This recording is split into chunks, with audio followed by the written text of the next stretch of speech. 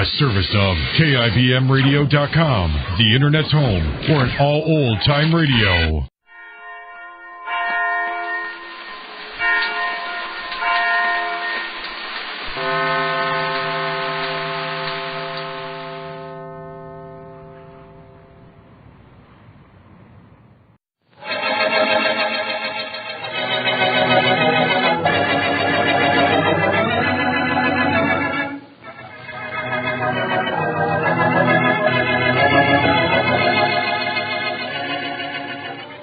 Kroger Tender-Ray Beef, no other beef so fresh can be so tender, presents Hearts in Harmony, transcribed.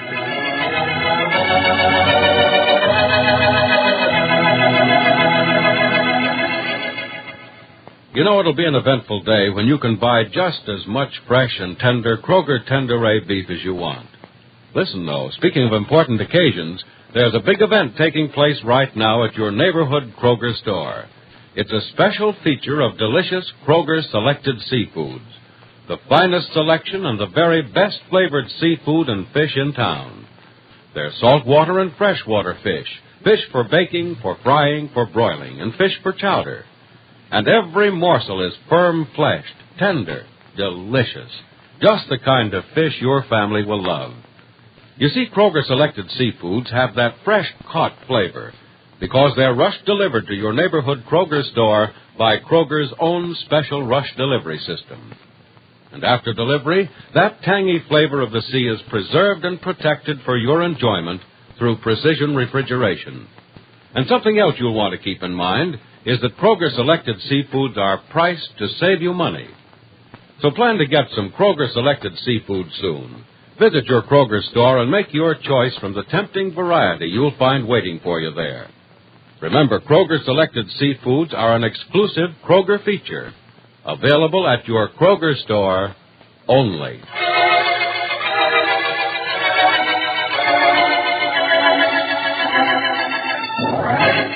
And now, Hearts in Harmony.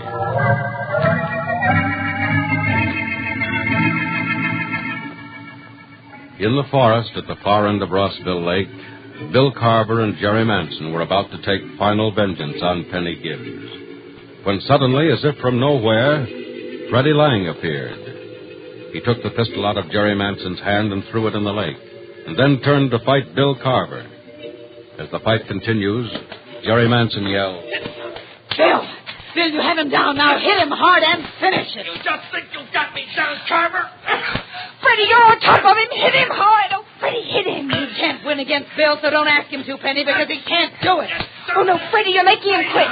Freddie, you're really making him quit. Bill, get up. Fight back, you fool. Fight back. You're twice his size. Fight back. Oh, Freddie, you've got him. You've really got him. Freddie. Oh, Freddie. Gypsy. Yeah, looks like I got him, huh? Mm-hmm. I just had to get him. He'd have finished both of us off. Freddie, are you all right? Yeah, I think I can get up a little now. I ain't sure, though. That guy hits hard. Bill, what's the matter with you? Get up. Jerry, he ain't never going to get up. Not for a while, anyway.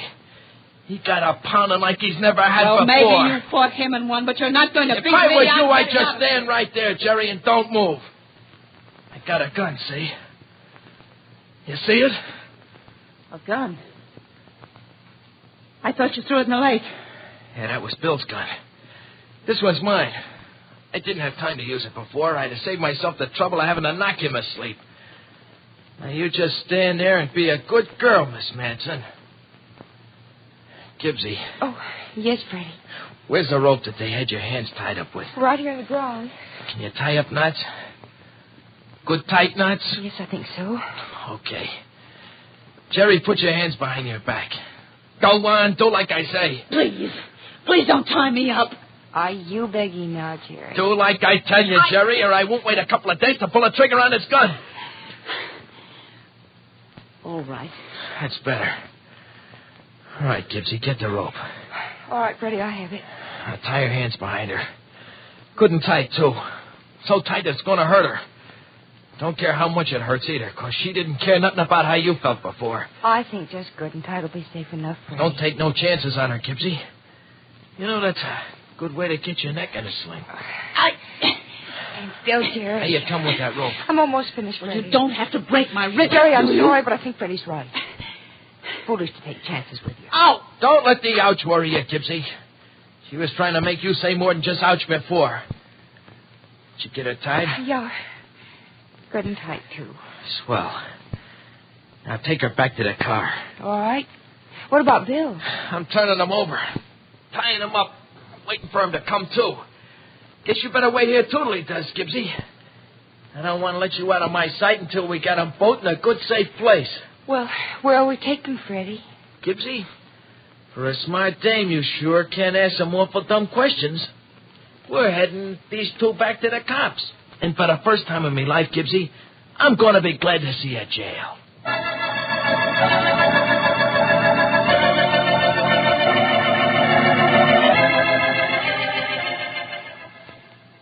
Do my eyes deceive me, or is this Freddie Lang standing in front of me? I thought you swore you'd never again set foot inside a police station, Freddie. Well, that was with your copper pals dragging me in, Captain Harlow. See, look, I got an automobile full of a couple of people that I think you'd be liking to see. Who? Bill Carver and Jerry Manson. What? Yeah. They're both out there in Bill's car, tied up like sacks of potatoes, and Gibbsy's out there keeping an eye on them. Miss Gibbs. Uh-huh. You were with Carver and Jerry Manson? No, I wasn't with them. I was against them, Copper. So don't go getting any ideas that you're going to arrest me, see? Gibbsy will tell you what happened. But look, before anything else happens, get out there and toss Carver and that Manson dame in a jug, will you? I'm tired of doing a cop's job around here.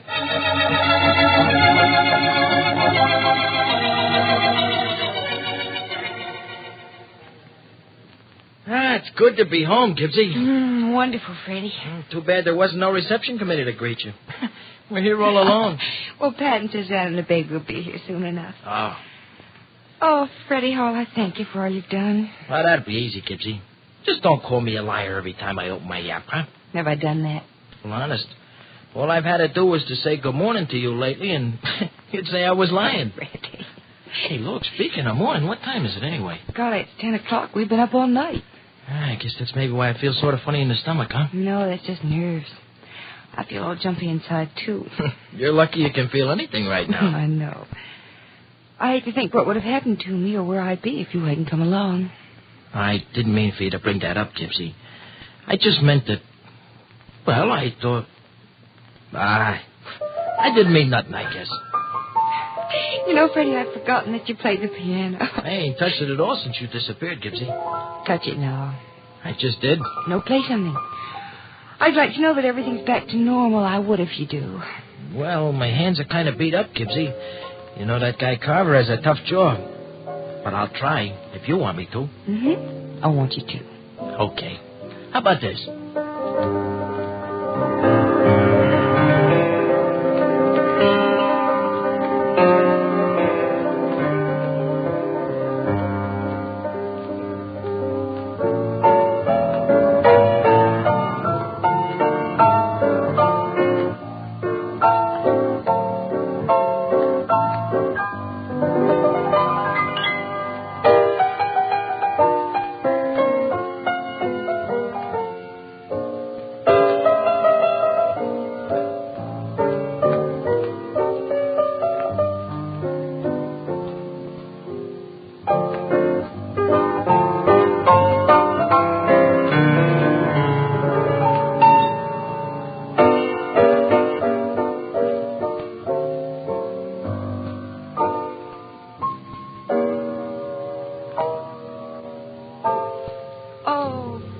That was beautiful. Oh, there's the doorbell. Excuse me. Yeah, sure. But ain't that just my luck, though, Gibbsy? I'm about to get a pat on the back and the doorbell rings. Freddie. Well, that's your luck. Oh. Hello, Miss Gibbs. Hello, Captain Harlow. Don't look so discouraged, Miss Gibbs. I'm not here to arrest Freddie Lang or anything like that. No? No. So, in that case, may I come in? Well, yes. In any case. Thank you. Freddie here? Yeah, he's in the living room. Hey, who is that, Gibbsy? That cop again? Go on in, Captain. Thank you, Miss Gibbs. Yes, Freddie, it's that cop again. Hey, look, what do I have to do for you guys to make you leave me alone, huh? Freddie, I'm not here to arrest you or even make a sour face at you. I just want to know a few things for the record. The record? What record? The record of the case against Bill Carver and Jerry Manson. The FBI wants them for kidnapping. You'll have to talk to Mr. Tobin of the FBI, too. You too, Miss Gibbs. Yes, I realize that. But you, Freddie, you've got a lot more to tell than Miss Gibbs. In the matter of the rescue, that is. Oh. I'd like to ask you a few questions. Well, for once in my life, I'm not afraid to answer them, Copper. Well, go ahead. Good. You arrived on the scene of the attempted murder of Miss Gibbs just as Bill Carver and Jerry Manson were about to shoot her. Uh-huh. Well, how did you get there? I followed them through the woods. But, Freddie, that was 30 miles from Rossville. How did you get there? I followed them. How? In another car? No, I don't have no car. And it wouldn't have been a smart thing to do to try and follow them that way anyhow. But I'll tell you how it was. All right. Slowly now. I want to take notes on this. Yeah, sure. Hey, be sure I get the medal too, will you? Freddie, tell Captain Harlow what he wants to know. Okay, Gibbsy. We see, Copper, was this way. Rover Boy Keith, he says to me... Rover Boy? Oh, that's Freddie's name for Johnny Keith. Oh, I see. Well, go ahead, Freddie. Yeah, sure. Well, you see, after Rover Boy Keith told me that the cops was going to surround the house where I knew that Bill and Jerry was keeping Gibbsy, well, I scrammed down there myself, see, and got there ahead of you guys. I see. You warned Carver then? No, I didn't even see him. He'd already planned to take Gibbsy out and kill her when I got there. Uh-huh. You see, the car was there all ready to drive away. So I climbed into the trunk and back of the car, and so everywhere they went, I went along too. See, it was just that simple, like that. Guess I was a smart guy, huh? You took an awful chance, Freddie. You might have been killed, too. But, I wasn't killed, was I? No, you weren't.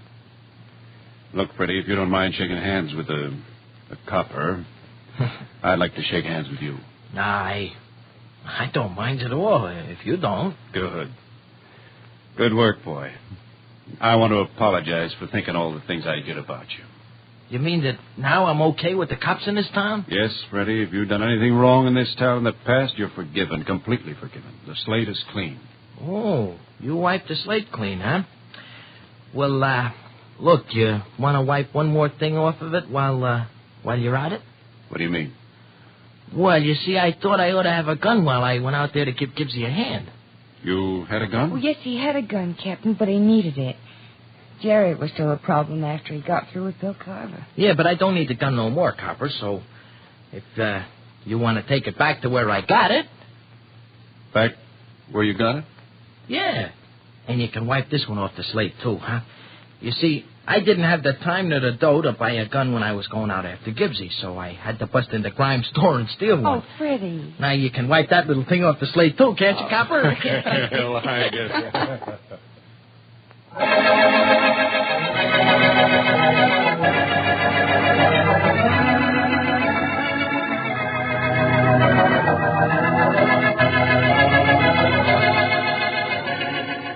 Well, Penny is safely at home, and Freddie Lang seems to be in the good graces of the police, too. Will this mean peace at last for Penny, or will new troubles take the place of the ones she's just had? Are Bill Carver and Jerry Manson out of her life forever? Be sure to listen to the next dramatic episode of Hearts in Harmony.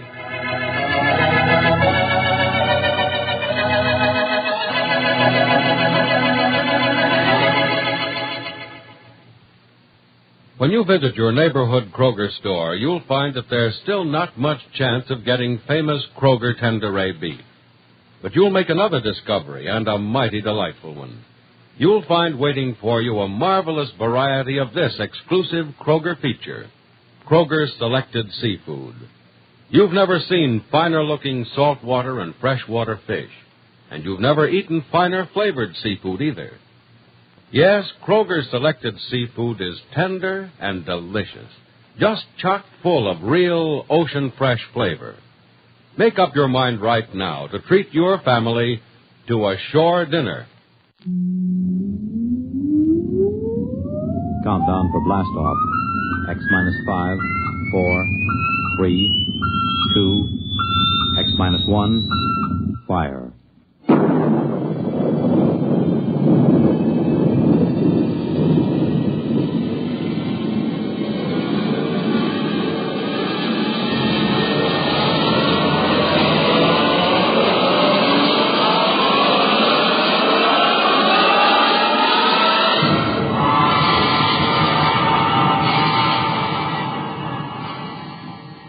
far horizons of the unknown come transcribed tales of new dimensions in time and space. These are stories of the future, adventures in which you'll live in a million could-be years on 1,000 maybe worlds. The National Broadcasting Company, in cooperation with Street and Smith, publishers of astounding science fiction, presents X minus 1.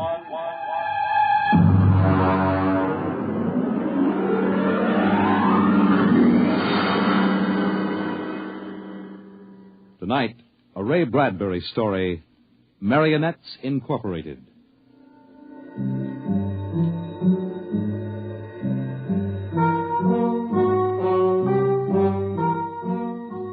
By the year 1990, we should see many amazing technological advances. And yet, in many ways, life will be very much the same. A husband will stop off at a bar on his way home and perhaps unburden himself a little to a friendly bartender. Well, that's good. Almost feel as if I could go home and face Nettie now. Wife trouble, Mr. Smith? Wife trouble, Sam. If only she'd relax a little bit. Look, you see this bruise on my lip? She kisses me. For an hour every night when I come home. Can you do anything for it? Well, I try, Sam. You can't figure them out. Well, I guess I'll go home and feed myself to the lioness. I tell you, Sam, when Nettie gets finished demonstrating how much she's missed me, I feel like a man who's been stuffed into an electronic washing machine with the dial set at rinse dry. How much do I owe you? Well, if it isn't Henry Smith. Huh? Brayling! Well, as I live and breathe. Walter Bray. What are you doing here? Having the night out. Say, does Gloria know about this? Things have changed, Henry. I thought she kept you chained to the bedpost most of the time. Not anymore, Henry, not anymore. Say, you aren't divorced, are you? Oh, no. Gloria's home. What did you do, put sleeping powder in her coffee? Oh, goodness, no. That would be highly unethical. Well, now, look, I can't believe you just walked out on her. 10 years of marriage, Henry, and I never had a night to myself. But it will be different from now on. By the way, what time is it? 10 o'clock. Well, I guess I'd better be going. Scared? Don't want to crowd my luck. Oh. Although, really, there's nothing to worry about. Well, I'd sure like to know how you do it, Walter. Would you really? Yes, I would. All right, Henry. Since you've always been a friend of mine, I'll let you in on it. Come on, my car's outside. I'll drive you home and let you see how it's done. Well, now, that's nice of you, Walter. Oh, no, not at all. We fellas have to stick together.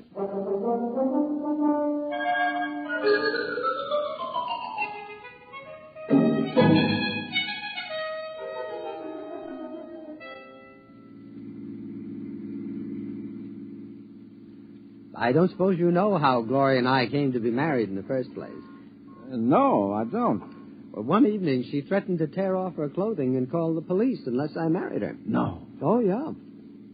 Well, that's a bit extreme, isn't it? Gloria's a nervous girl. Oh. I bet you've had a pretty wretched time of it, huh? Yeah. Didn't take long for me to become the laughing stock of the neighborhood.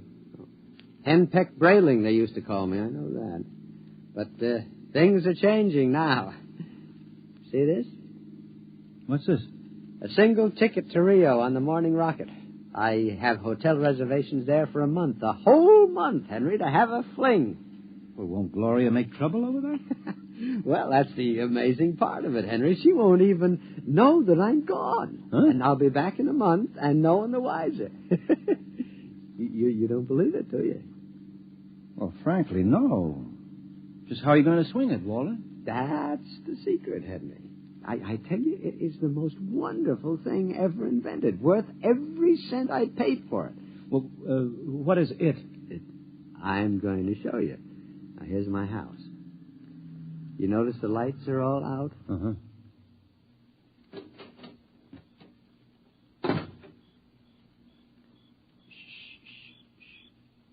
Now, we'll wait here on the front porch.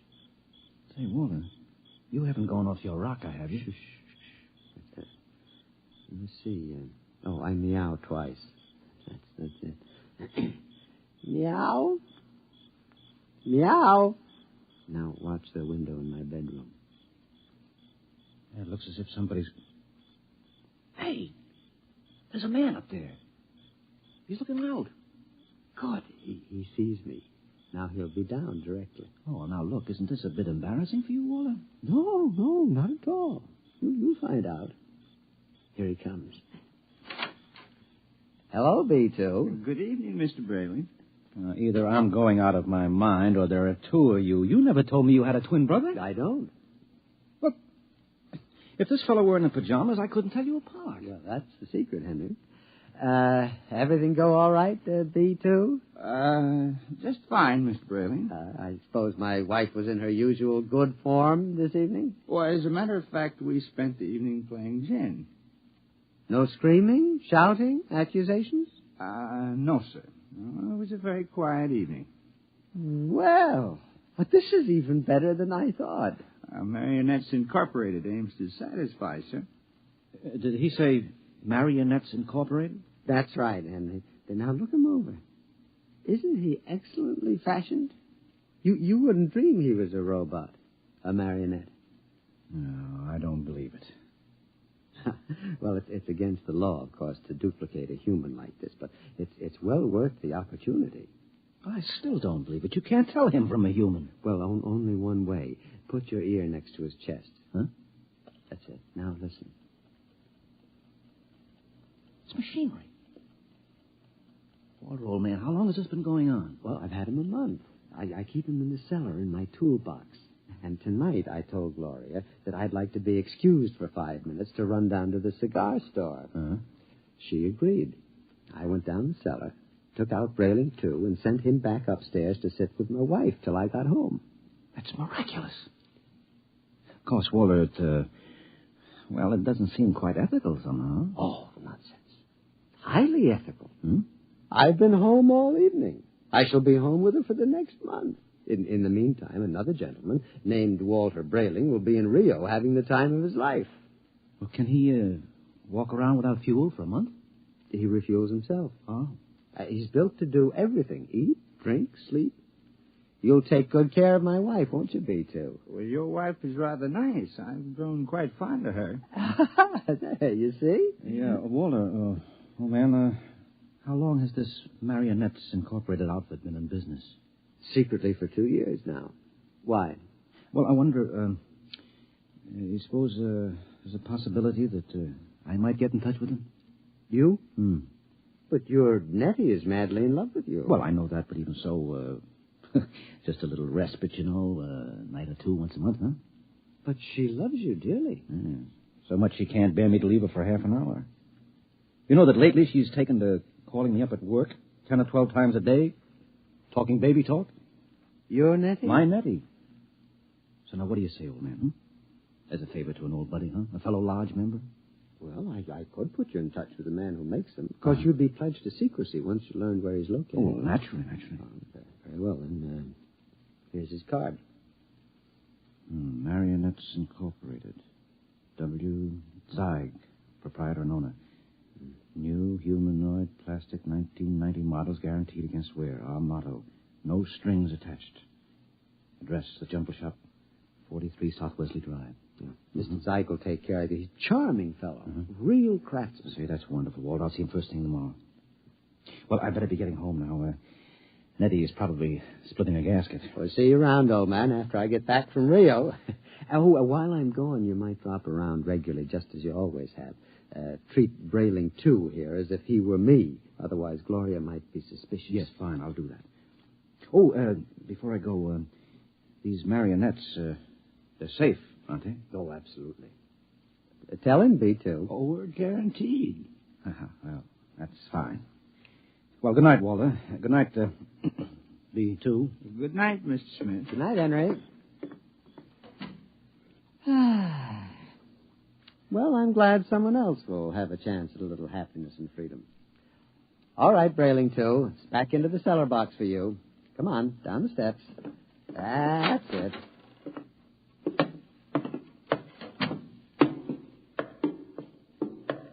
It's very damp down here, Mr. Brayling. Bad plumbing. Here we are. Brayling. Yeah? Before you put me back into the toolbox, could we have a word?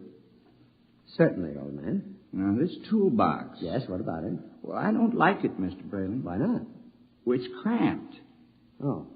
Well, I'll try to fix up something more comfortable when I get back from Rio.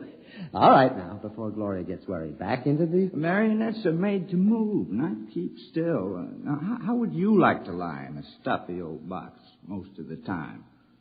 Well, I didn't realize you fellas were that sensitive. Well, you wouldn't like it at all. I keep running. There's no way to shut me off. Now, I have my feelings, you know. Well, a day after tomorrow, I'll be off to Rio, and you won't have to stay in the box for a whole month. You can move upstairs. But when you come back from Rio, I'll go back into the box.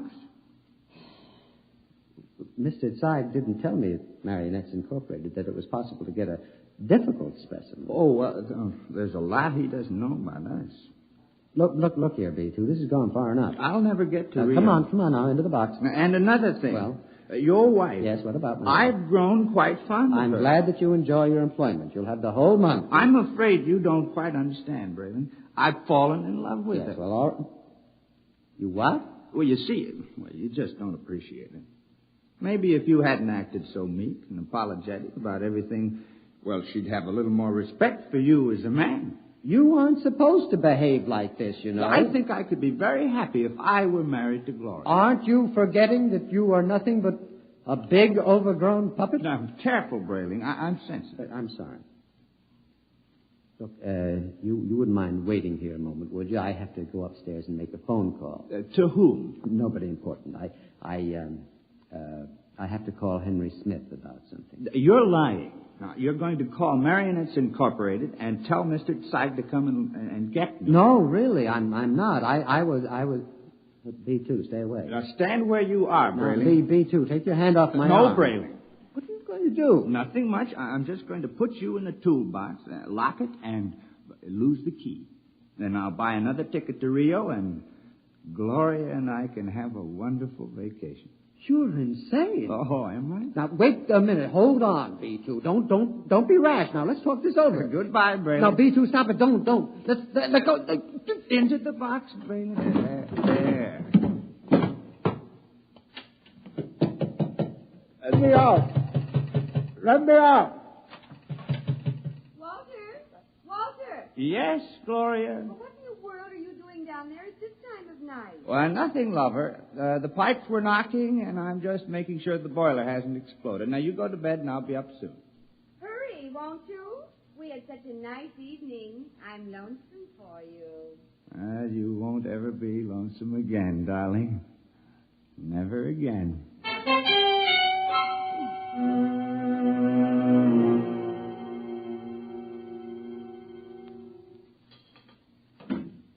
Good morning, Nettie.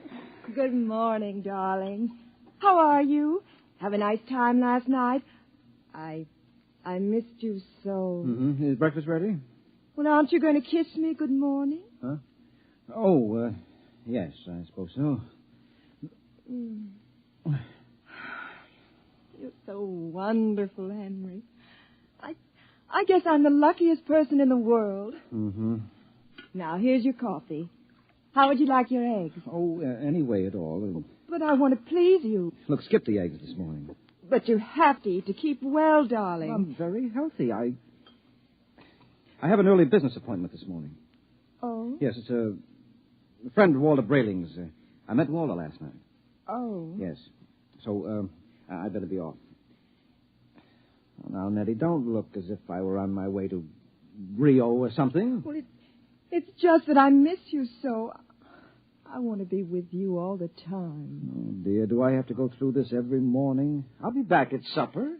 Now, there's no need to cry now, is there? No, darling. You aren't displeased with me, are you? I try so hard to do everything just as I think you'll like it. I know. I'm not displeased. Now, goodbye, dear. Henry. Yes?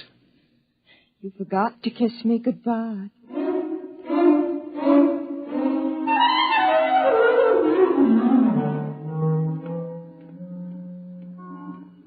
No strings attached, no strings attached. A very nice puppet with no strings attached. Let's see now. Jumble Shop. 43 South Wesley. Well, that should be about... here it is.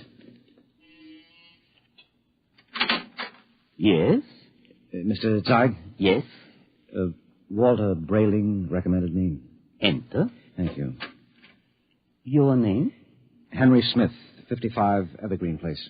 And what can we do for you, Mr. Smith? Well, Mr. Brayling showed me his marionette last night. I was intrigued with the idea. Not that my wife is anything like that female meat grinder he's married to, you understand, but, I'm a man who enjoys an occasional evening with the boys, without complications. Naturally. Yes, so I thought... that I could duplicate you? Exactly. Oh, I think it might be arranged. Uh-huh. Oh, yes, how much? $9,000. I have an inferior model at $7,500. No. If I go through with this, nothing is too good for Nettie. Nettie's my wife. We've been putting money aside to buy a summer home in Westport, but... sometimes we must choose. Yes. Well, perhaps I could just slip out $9,000. It's a joint account. How soon could I have it? Oh, I could construct a mannequin in about 2 months' time. Good. Shall I consider the order placed? At once. Of course, you'll have to report here for a body mold, color index of your hair, lips, skin, etc. And I'll have to do a complete electro-emotional calibration. Uh-huh. Now, you guarantee that these models are foolproof? As foolproof as I can make them, Mr. Smith. I've had years of training. And there's no chance of detection? None whatever. I've never had a complaint. Very well, Mr. Zeig. I'll get the money from the bank and send it to you. I'm sure you won't be sorry, Mr. Smith. You will be just as satisfied as Walter Brayling.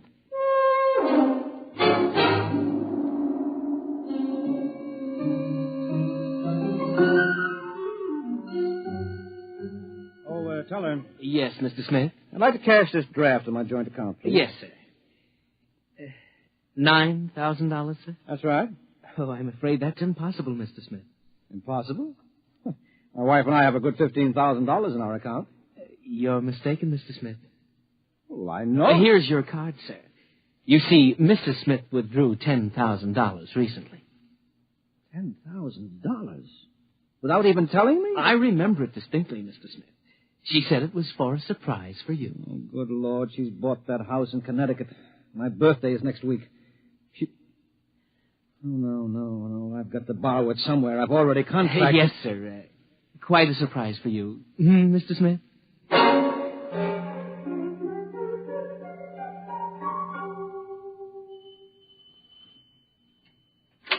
Yes? Oh, hello, Henry. Hello, Gloria. Is Walter home? I'd like to speak to him. He should be back soon. Will you wait? Yes, I'd better. Oh, say, Henry, as long as you're here, maybe you can help me with something. What?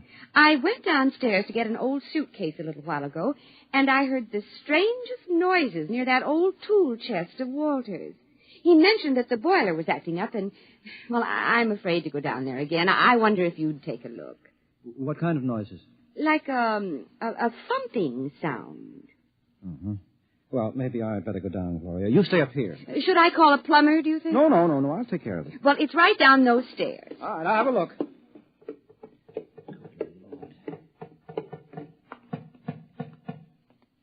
Hello? Hello in there. Let me out. Let me out. Just a minute. Keep quiet, for goodness sake. Let me out. I'll have to smash the lock. Now, what? Henry, thank God you've come. What's the matter? I've been in there all night. I thought I'd suffocate. He tried to kill me. He tried to murder me. Who? Which one are you? No, don't be an idiot. I'm Walter. What happened? Me, too, the marionette. He stuffed me in a toolbox and left me to suffocate. What? Fortunately, I found an old file in there, managed to get an air hole through the wood. Good Lord. He's taking Gloria with him to Rio. Have they left yet? No, he's gone downtown for the tickets. Good. We may have time. For what? To get down to Marionettes Incorporated and tell Mr. Zeig to stop him. You're in no condition. So don't worry about me. We can't waste any time now. Come on. What about Gloria? I'll sneak out. Tell her that you fixed the plumbing. Tell her anything. I'll meet you outside. All right. What a fool I've been. Oh, what a fool I almost was. I went down and ordered one of those things today.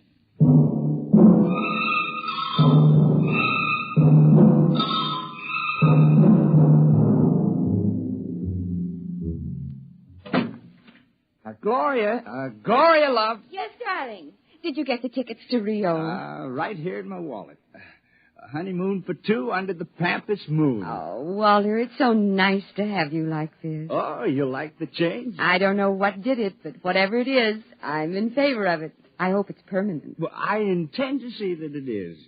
By the way, darling, do you happen to remember where that old pistol of mine is?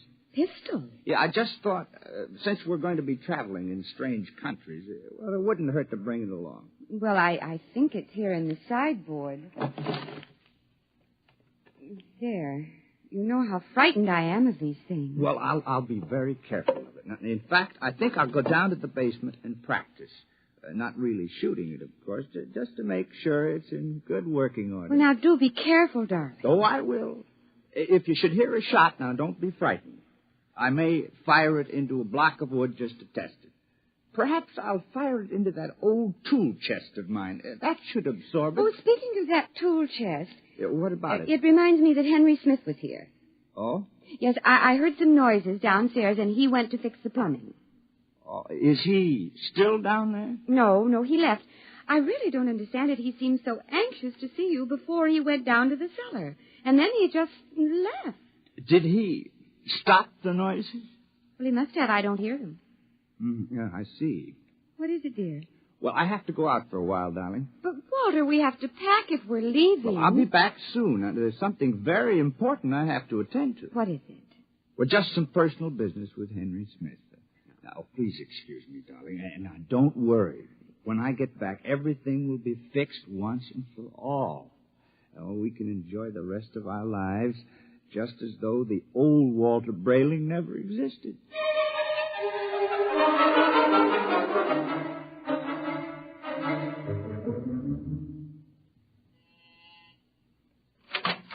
Oh, Mr. Brayling and Mr. Smith. Come in, gentlemen, come in. What brings you?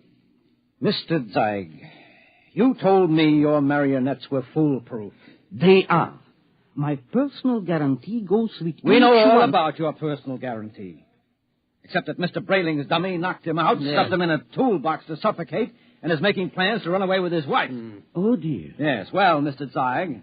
Well, I really don't know what to say, gentlemen. What Mr. Brayling and myself would like to know, Mr. Zeig, is exactly what are you planning to do to stop this overambitious robot? Well, of course, we shall have to recover B2 first, and then I'll simply dismantle him Yes, and... well, he doesn't seem to want to be dismantled, Mr. Zeig. In fact, I think that you'll have trouble catching him. Maybe I can save you the trouble, gentlemen. Yeah, B2. Look out, he's got a gun. I thought I'd find you here when I discovered the tool chest empty. Now, you look, B2. Whatever you're planning, you won't get away with it. Oh, I think I will. Mr. Zeig, can't you do something? I'm afraid I can't think of anything. I'll save you the trouble because I'm going to kill the three of you. No, you won't get away with it. No, you forget that Gloria and I will be on the plane to Rio in a few hours. All right, Mr. Zeig, you first. Now, see here. This isn't fair. I created you. You can't. You grab him. I've got him. Look, quick, that hammer. Look out! Oh, well, that's the end of Brayling, too. But he got Zeig, though. Yeah. Right through the... Holy jumping catfish. And look at him. Look at Zeig. It's nothing but a mass of coils and springs, just like Brayling, too. Well, he's nothing but a marionette. He's no different. Brayling, do you know what this means? Oh, this is incredible. A marionette building other marionettes? But someone must have built Mr. Zeig originally. I wonder what... Well, perhaps Mr. Zeig turned on whoever built him the same way Brayling, too, turned on you. Well, at any rate, we'll never know. Oh. Say, I wonder how many of these things are walking around among us. Oh, I shudder to think of that. You know, some of our best friends might be. Ooh. Yeah. Come on, we have to get out of here. But the police... Now, don't be a fool, Brayling. There's been no crime committed here. All the police will find is two oversized puppets with the springs coming out of them. And they seem so lifelike. Yes, I know, and they were only machinery. Now, you better remember that. Yes. What'll I tell Gloria? Well, if I were you, Brayling, I wouldn't tell Gloria a thing. I'd simply pick up that other ticket to Rio and take her on a honeymoon, just as she's expecting. What about you, though, Henry? What are you going to do? Me? Well, I'm going home and give Nettie a kiss that'll singe your hair. Oh, you know, when I think of what might have happened if I'd gone through with this marionette thing, it makes a fellow realize how lucky he is to be married to a decent woman. Oh, come on, let's go.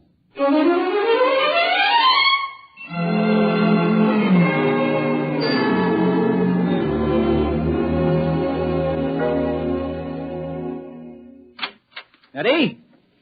Eddie?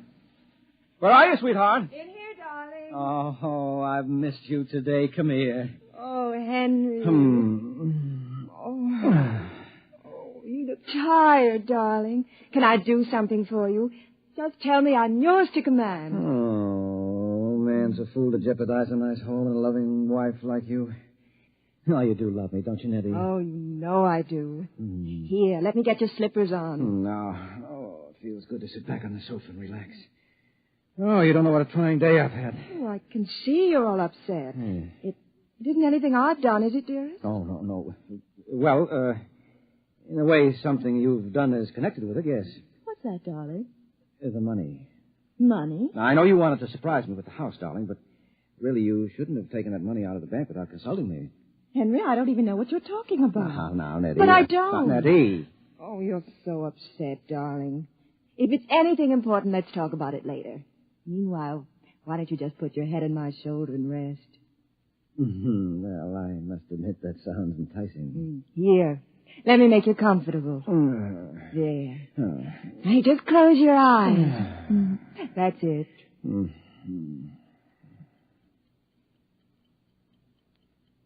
Nettie. Yes, darling? You hear something? No, darling. You sure? Like what? Like the ticking of a clock? No. Strange. I don't hear it now, but when I had my ear against your chest... Oh, no. Oh, no, she couldn't have done that to me. Not Nettie. What are you talking about? I'm talking about... No, I won't believe it. You're my Nettie, aren't you? You're real live flesh and blood. But I hear it. It's coming from you. It's coming from you.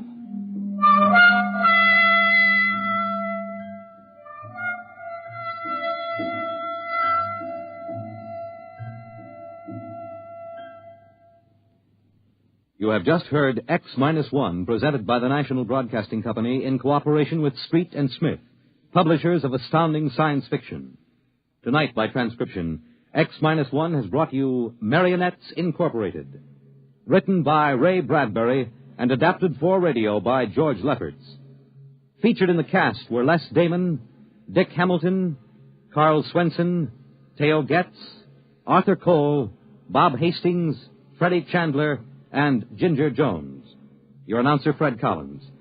X-1 was directed by Daniel Sutter and is an NBC Radio Network production.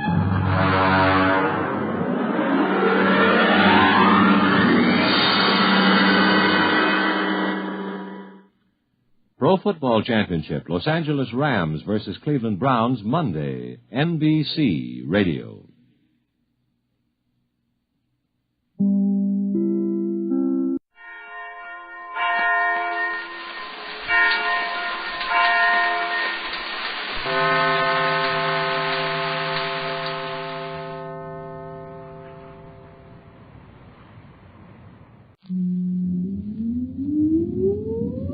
Countdown for blast off. X-5, 4, 3, 2, X-1, fire.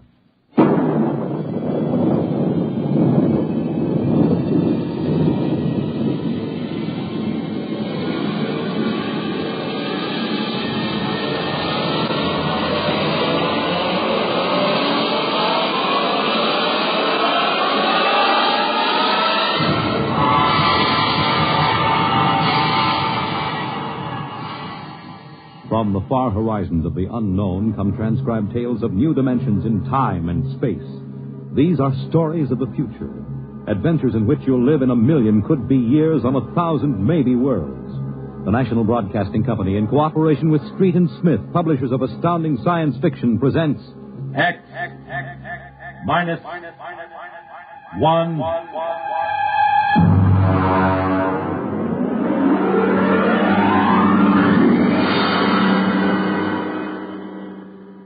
tonight's story, A Logic Named Joe, by Murray Leinster.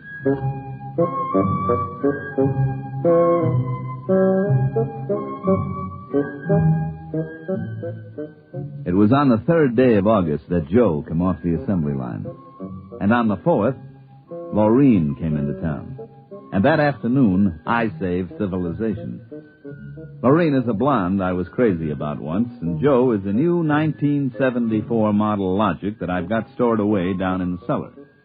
And how do I save civilization? You're listening now to a voice from the future. The voice of Frank Caldwell, head serviceman for the Logix Corporation, makers of the machine that does everything for you. Well, nearly everything anyway. The electronic Logic. In the year we speak, 1974, no modern home was complete without one. And the Logic sets were working so well that life was soft indeed for repairman Frank Caldwell. That is, until that fatal day of August the 3rd, when suddenly the Logics began doing everything for their users and doing it too well. On the 3rd of August, there wasn't much doing, and I'm hanging around the boss's office smoking up his cigars. Frank, there's a customer outside. Go take care of him, will you? Me? I'm a maintenance man. Mr. Korlanovich wants to have Logix explained to him. Explained? Where's he been, on Mars? I just moved up from the backwoods someplace. Well, why don't you explain him? Well, I don't feel too well. You were okay half an hour ago. Are you the boss here or am I? Go on out there, will you? Okay. Oh, Mr. Korlanovich, good morning. My name is Caldwell. Can I help you? Oh, thank you, Mr. Caldwell. This is my little boy, Freddie. Hi, you jerk! Oh! Freddie. How many times have I got to tell you not to kick people in the shin? Excuse it, please, Mr. Caldwell. Oh, sure. Just a kid. I got a knife home, could cut you into little pieces. Please, Freddie. We'd like to buy a Logic, Mr. Caldwell. The gentleman we spoke to first said he had to leave in a hurry. I'll fix him. Well, I understand that you're not acquainted with Logix, Mr. Korlanovich. That's right. We just moved to the city. Uh-huh. My wife, she saw everybody else had a Logic, and you know how women are. Oh, you bet. Well, you can't get along without a Logic in this day and age, Mr. Korlanovich. Look, I got a snake. You want to see? Well, you shut that. Now, about the Logic. Here, I'll just plug in this one right here. Now, you see, the Logic looks kind of like an old-fashioned television set, only it's got keys instead of dials. Now, a lot of the keys are standard, like the television stations, the news, the stock market quotes, and so on. Of course, if you want to talk to somebody, you just punch the number of his Logic. It's like making an old-fashioned phone call. But there can't be keys for everything. Oh, no. Now, let's say that you want to ask a question, like what to take for a sore throat, or who won the American League pennant in 1911. You turn on the Logic, then you just punch the question key and ask, like this. Who was the first president of the United States? George Washington. There, you see. But I already knew that. Well, of course, that was just a sample. I got a little store. Will it keep books for me? It will keep your books, record your contracts, serve as a filing system, and check up on what happened to your lawyer's last client. Anything. Hey, they're really something, these things. 10,000 services and information sources in one. Read our advertising. What I want to know, Mr. Caldwell, how do these Logics work? Of course. Now, you saw that big building across the street? Sure. Well, that's one of the relay tanks. You see, there are a dozen of them all around the country, and they're all hooked up together. And there's a data plate in one of those tanks for every fact in creation. Anything that you want to see or hear, you just punch for it, and the Logic gives you the answer. Hey, listen. Could I ask this thing how to make dart poison? How to make what? Dart poison. Like in Africa. I could shoot the darts through my bean shooter. I think maybe we better not get one of these things. Oh, no. It's perfectly all right, Mr. Korlanovich. The Logic won't tell you that. I bet it will. I'm going to try it. Hey, how do you make dart poison? Public policy forbids this service. Oh, what'd you do that for? Kind of some little brat. Because some people might ask things that aren't good for them. Listen, I don't like this here one. I want that one over there. Kid, they're all alike. I want that one. If I can't have that one, I'm going to hold my breath till I'm dead. I got a lot of time. It's no use, Mr. Caldwell. You might as well give him the one he wants. But look, kid, they're so much alike that even I can't tell them apart. I can, and I want Joe. Joe? Who's Joe? I guess he means the Logic, Mr. Caldwell. He has to think up a name to call everything. You should hear some of the names he calls me. Not till I'm 21. I promised Mother. Okay, so we call him Joe, but them things are all alike to 1/10,000th of an inch. I don't care. I bet he'll teach me how to make dart poison. Okay, then. Come on, Joe.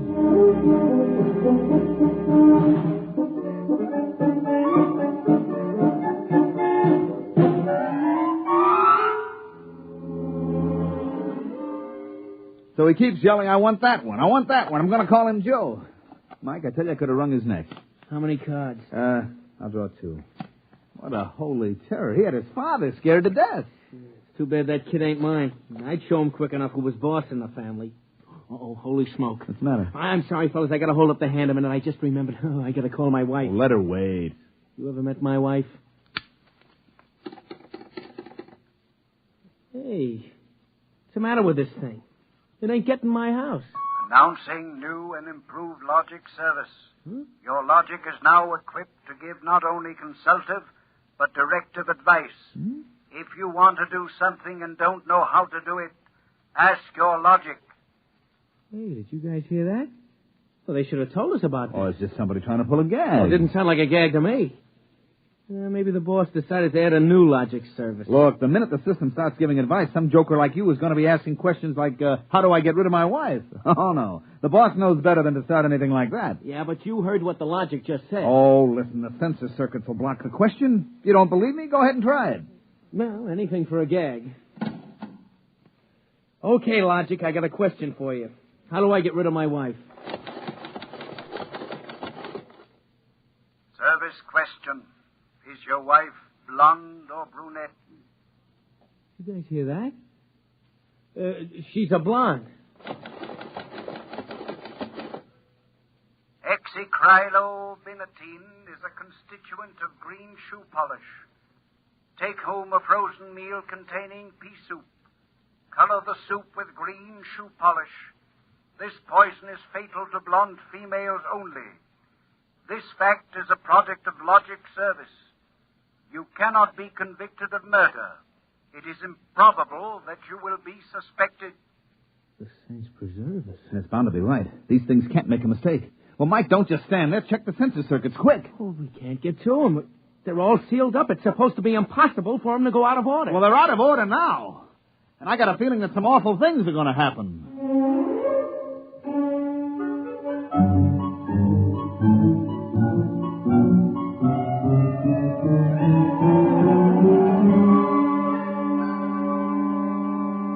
Boss, we've got to do something. The logics have gone nuts. Now, relax. The thing gave a goofy answer once. Maybe it was a joke. But it was an accident. Now, forget it. It won't happen again. What makes you so sure? People are going to be trying it. Look, supposing I wanted to get rid of you, for instance. You don't. How would you collect your pay? I know, but just supposing. Now, look, we'll try it. If you want to do something and don't know how, ask your logic. How do I bump off my boss? Male, fat, bald-headed, and 45.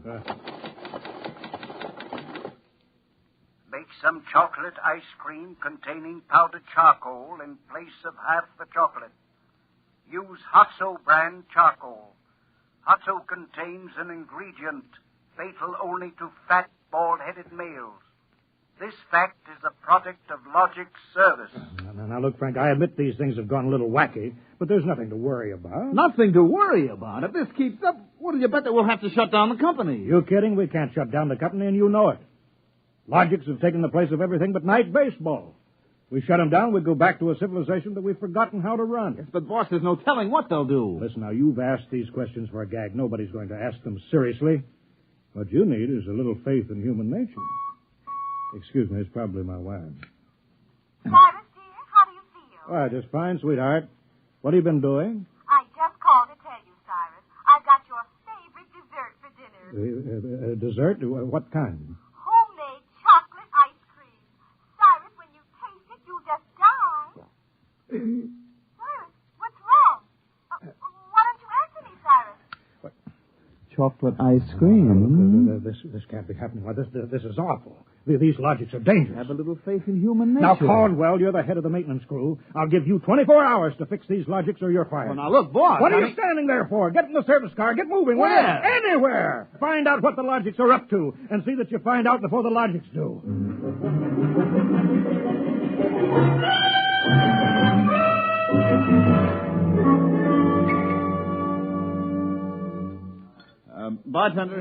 Bartender, give me a double. Last night, have a little drink, pal. What's the matter, pal? You had a bad day? Oh, excuse me, bud. Listen, pal, you gotta listen. I got troubles. Bartender, will you get this barfly off of me? On your way, Oh, don't say that. I got troubles. How am I going to keep my wife from finding out I had a couple of little drinks?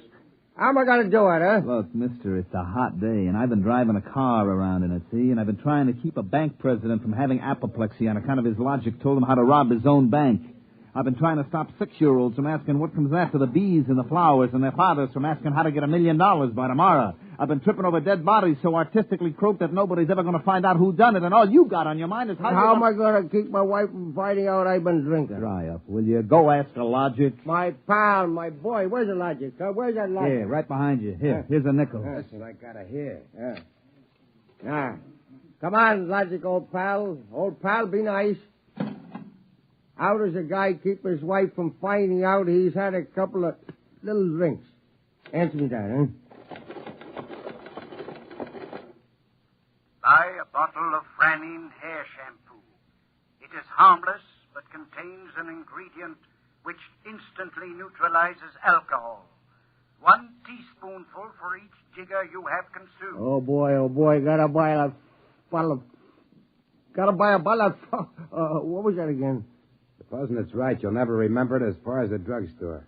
I think there's a bottle in the back room. Somebody left it. Oh, my pal. Oh, my boy. No more trouble. You'll just show me the way home.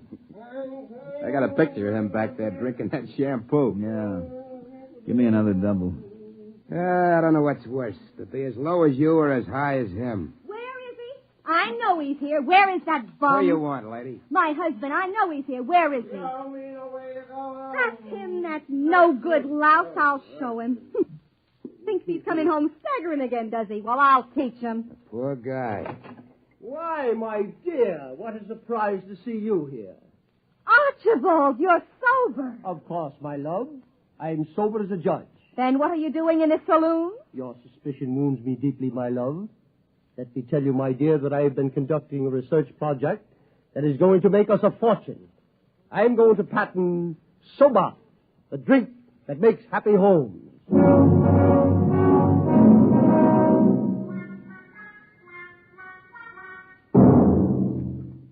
Look at this blotter, Caldwell. Blank. The greatest crime wave in history, and we can't even make an arrest. They're all perfect crimes. Thanks to the logics. But, Sergeant, we're doing our best to find out... That's not good enough. You can't find out what's back of this. Shut down the company. Unless the police department will. Look, nobody is back of it. The logics run themselves. They pick their own circuits automatically. You mean they're doing all this by themselves? Sure. We always knew they could do a lot more things than we knew about. I think they're just trying to be helpful, that's all. That's all, huh? Well, you better make them cut out the tricks, including this new business they're up to now. What new business? Just started an hour ago. Every time you turn on a logic, it asks your name, and then it spells out the whole history of your life. What? I haven't heard about that. Well, what's it do that for? You tell me. Go on, go ahead, try it. Okay. What is your name? How do you like that? I'm Frank Caldwell. Frank Caldwell. Were you ever called Ducky? Ducky? Lay off, will you, fella? What if I was? It's been years. Ducky, there is a call for you. Hello, Ducky. Holy cats.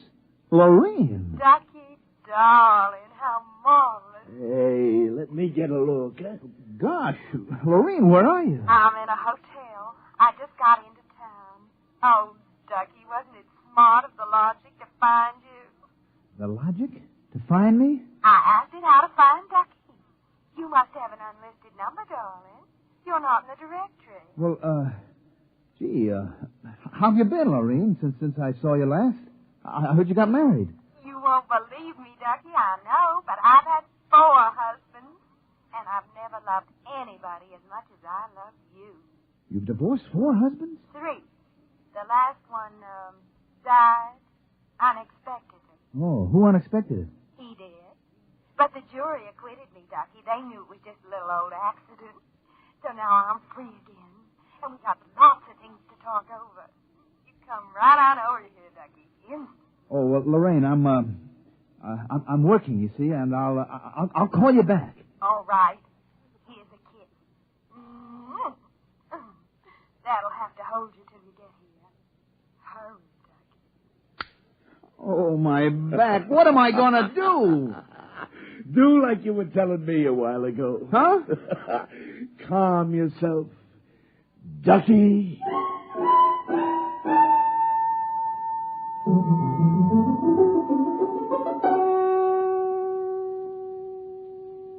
Call on the logic for you, Frank, your wife. Oh, thanks, Mike. Hi, Gerd. Frank, I've been trying to get you for an hour. Where you been? I've been out making calls, honey, trying to find out what ails these logics. Well, you better find out in a hurry or there's going to be trouble. Now, look, good. Now, just take it easy, huh? Caldwell, you can't let this happen to me. They're asking everybody's name, and when you tell your name, it reels off your whole history. Well, honey, I don't think they're doing that anymore. I think that was just temporary. Well, in the meantime, it's told everybody in the neighborhood all about me. I punched Mrs. Hudson's name. She's been married 3 times, and she's had Mr. Hudson arrested twice for non-support and once for beating her up. It'll tell anybody anything. Yeah, but look, Gerd, I'll tell you. Frank, you stop these things or I'm going to leave you. Oh, honey, you don't mean that? I do. If you can't figure out how to keep our private lives out of every logic in town, then I'm through, and that settles it.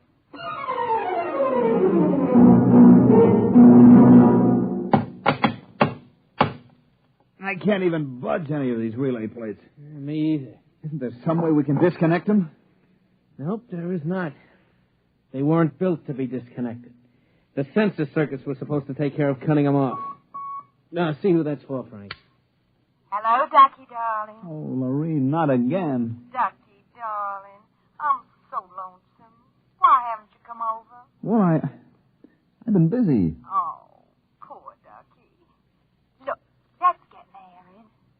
Gosh, Lorene, well, what I mean is... Right away, Ducky. You're not busy tonight, are you? Look, Lorene, I got married. Oh, poor boy. My poor Ducky. Well, we'll just get you out of that. No, look, Lorene. It's all arranged, darling. I'll just call up your wife and have a little talk. No, now, please, Lorene, I mean, it's nice of you to think of me and all, but Yeah, you just give me your address and your logic number, darling. I haven't got one. Never mind, darling. The logic will find out for me.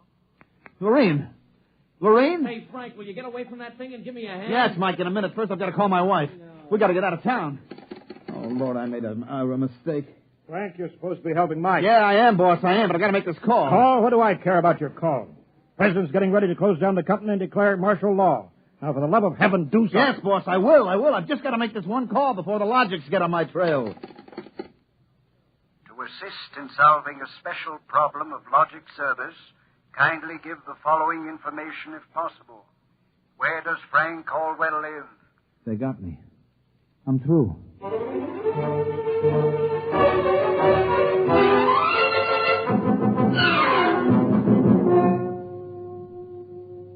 Look, Gert, will you please not ask any more questions? Frank Caldwell, I told you I was leaving you. Honey, leave me later. Right now, will you pack up yourself and the kids? We got to get out of here. But what is all this? Are the cops after you or something? Yeah, that's it, the cops. Now get moving, honey, will you? And will you get away from that logic? But don't you think we ought to hear the police call?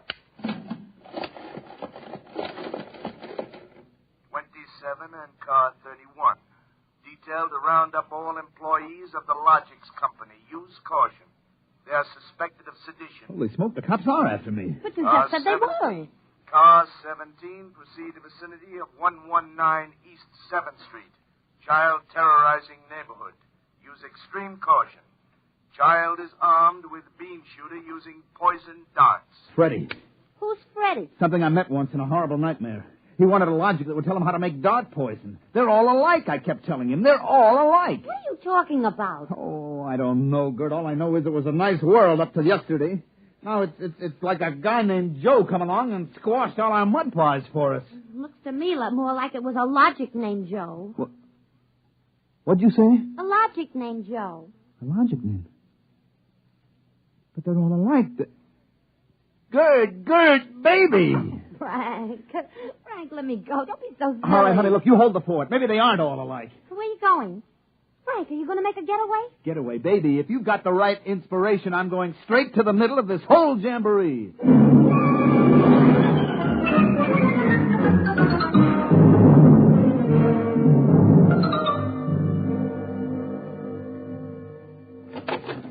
Yes? Oh. I was hoping it was the police. You remember me, Mr. Kolonovich, Caldwell of the Logics Company? Logics Company. I wish the Logics Company was at the bottom of the ocean. I don't blame you, believe me. Now, where's your logic? In here. I'd smash it into a million pieces if I wasn't afraid of what Freddie would do to me. Right, look, just get out of the way, will you? I've got business with Joe. If you want to do something and don't know how, ask your logic. Oh, we're back to that routine, Well, I want to do something, all right. Can a logic be modified to achieve correlations for which human brains are too limited?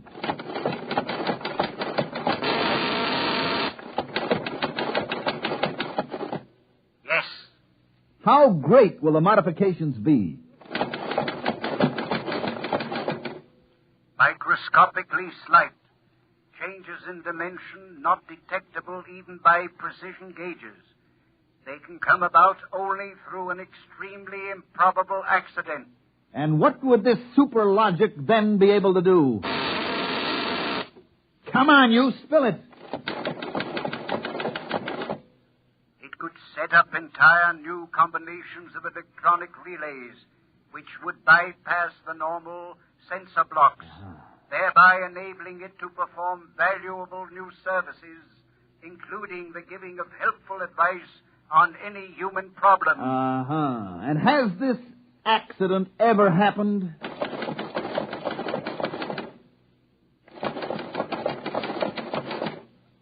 Come on. It has happened only once in the case of the logic now owned by the Kolonovich family of 119 East 7th Street. A logic named Joe. Thanks, Joe. That's all I wanted to know. Hey, what's all that about? I'm taking this logic away, Mr. Kolonovich. I'll bring you a new one, and our troubles are all over. Hey, you, get away from Joe. Correction, our troubles are just beginning. Freddie, put down that blowgun. Ah, shut up. Hey, you, I said get away from the logic. Look, Freddie, I'm going to bring you a nice new one, see? I want that one. Get your mitts off it. What I got in this bean shooter ain't lemonade. Mr. Caldwell, the police. They're outside. Yeah, for me and Freddie. Nuts. What they want you for? You ain't smart enough to do nothing. Oh, no? Hey, there's plenty I could tell you. Look, there's the cops, kid. It's you and me against them. So what you gonna do about it if you're so smart? Now, look, we may have to fight our way out. Let me see that blowgun. I know a way to hop it up so the cops won't have a chance. Now, come on, give it to me. Okay, let's see what you can do. Here. Thanks. Here. Oh! Mr. Caldwell, you're a great man. Now all I got left to do is pull this plug out of the wall. Come right in, Sergeant. Well, that must be the kid. He don't look so tough to me. Well, he just got a little softening. There'll be no more complaints, officer. I guess I can go on where Mr. Caldwell left off. Caldwell? Hey, you wanted... Now, look, I just came to pick up this busted logic. I don't know a thing. You said that before. Come on, you're going to the cooler. Let's go. Oh, wait a minute. You act like you wanted to go to jail. Well, just till a certain party leaves town. I get a feeling it's safer. Okay, then, Caldwell. Into the paddy wagon you go. Thanks, officer. You may be saving my life. Now, if you'll just help me carry this logic out... Wait a minute. You can't take that in the wagon. I can't? Why not? No room. We already got a dame in there who's raising the roof. A dame? Yeah, a blonde. Plainclothesman picked her up trying to buy a gun without a permit.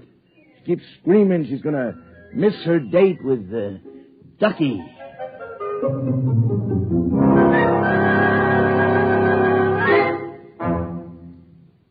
You have just heard X-1, presented by the National Broadcasting Company in cooperation with Street and Smith, publishers of astounding science fiction.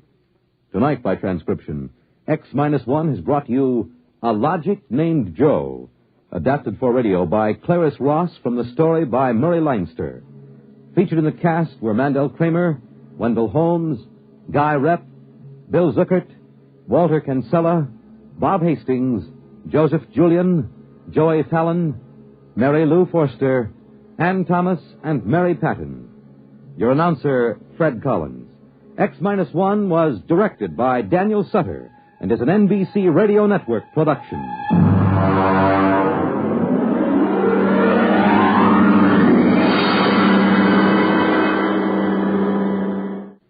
Next week, X-1 will bring you a dramatization of Robert Heinlein's famous science fiction masterpiece, The Roads Must Roll.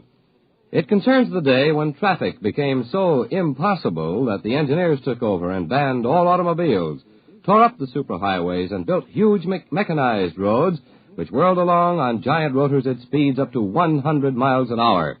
An engineering miracle changed the face of the nation. The rolling roads took over. No one worried about the fact that if the road should stop, our whole economic life would fall apart. The machinery, they said, was perfect. But they forgot that machinery depends on men, and men are not perfect. Be sure to tune in next week at a new time, same day, for another exciting broadcast of X-1.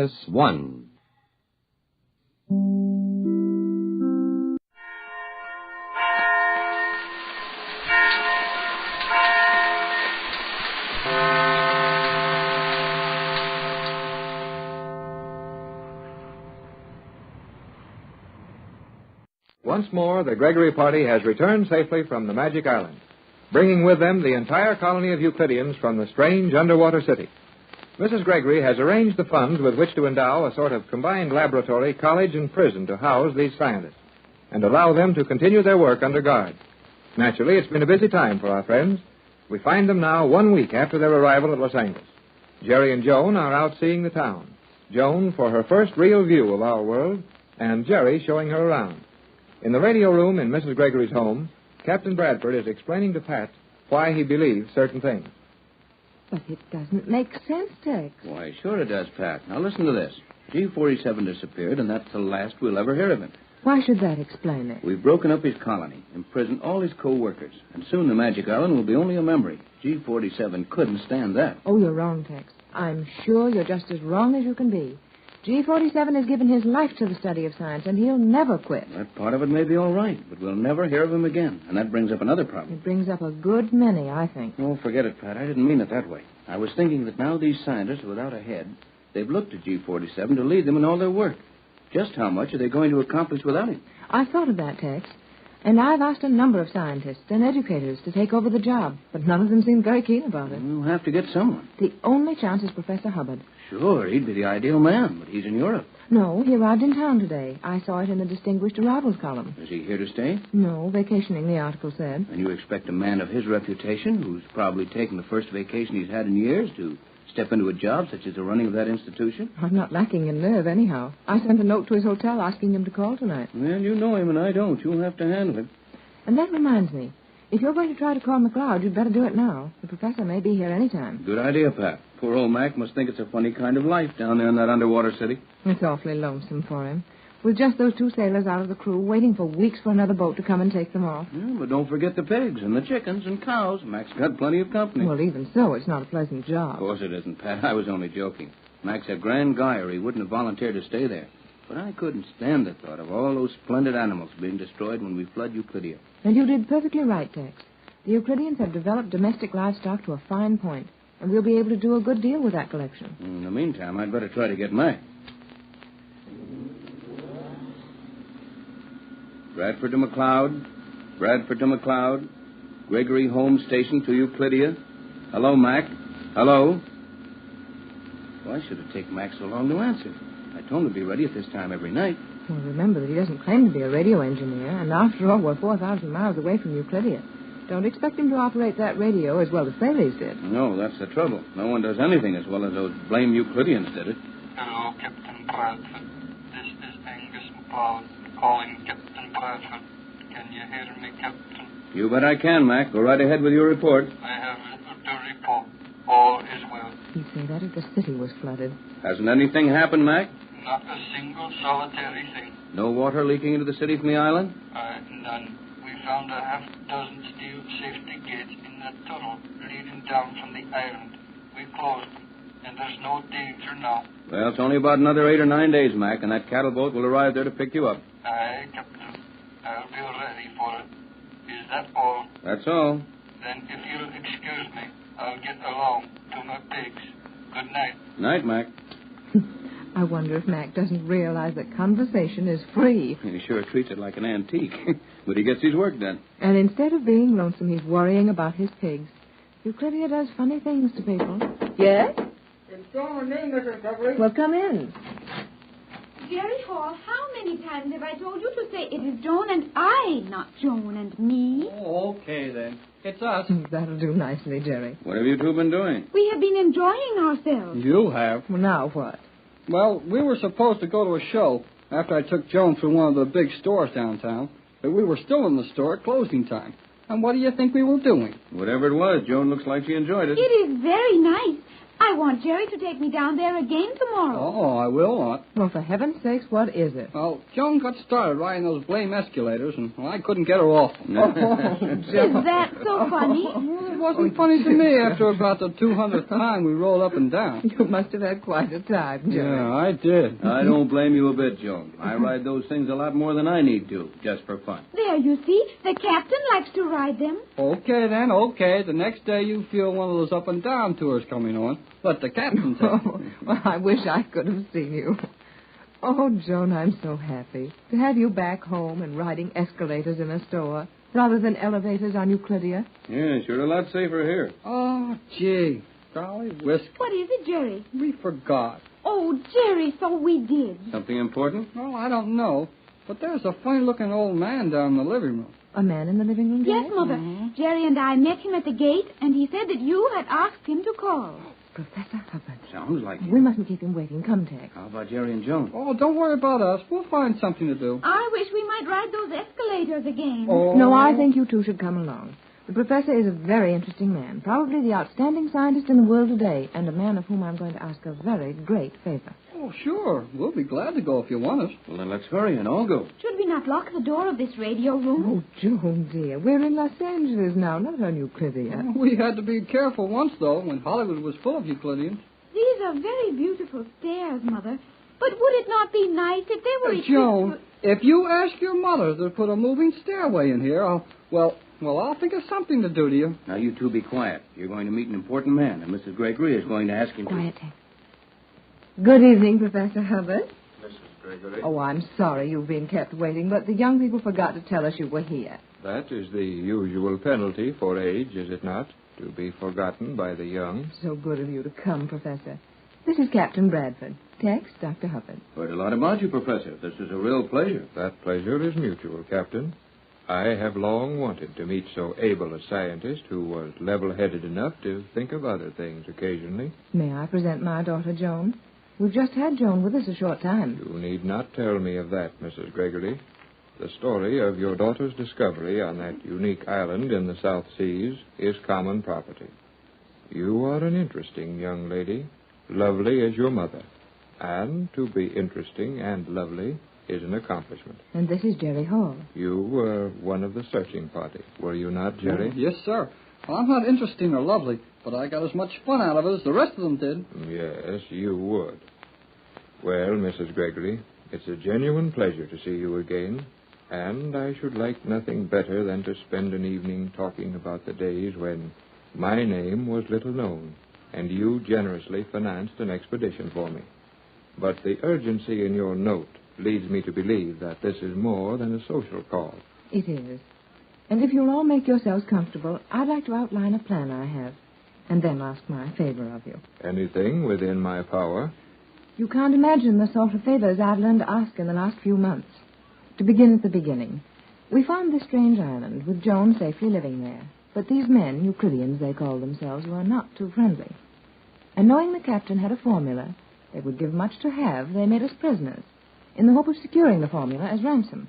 Well, we managed to escape, however, and after several attempts, used the same formula to capture their underwater city. I am aware of all that. Now, you have brought these Euclideans, as they choose to call themselves, back here under guard. Place them in an endowed institution where they may continue their almost fanatic pursuit of science. But you are making sure their discoveries are to be used only for good in the world. Is that correct? Perfectly. You seem well informed on this whole thing. I am well informed. You may be surprised when you learn just how well informed I am. I know that your reason for inviting me to call here this evening was for the purpose of asking me to take charge of your scientific, shall we say, college. How did you guess that? It was hardly a guess. Your colony is without a head now. Those men need a leader, and you neglected the little matter of bringing their leader with you.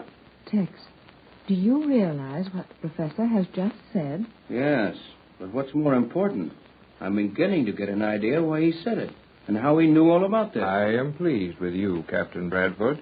You think very rapidly.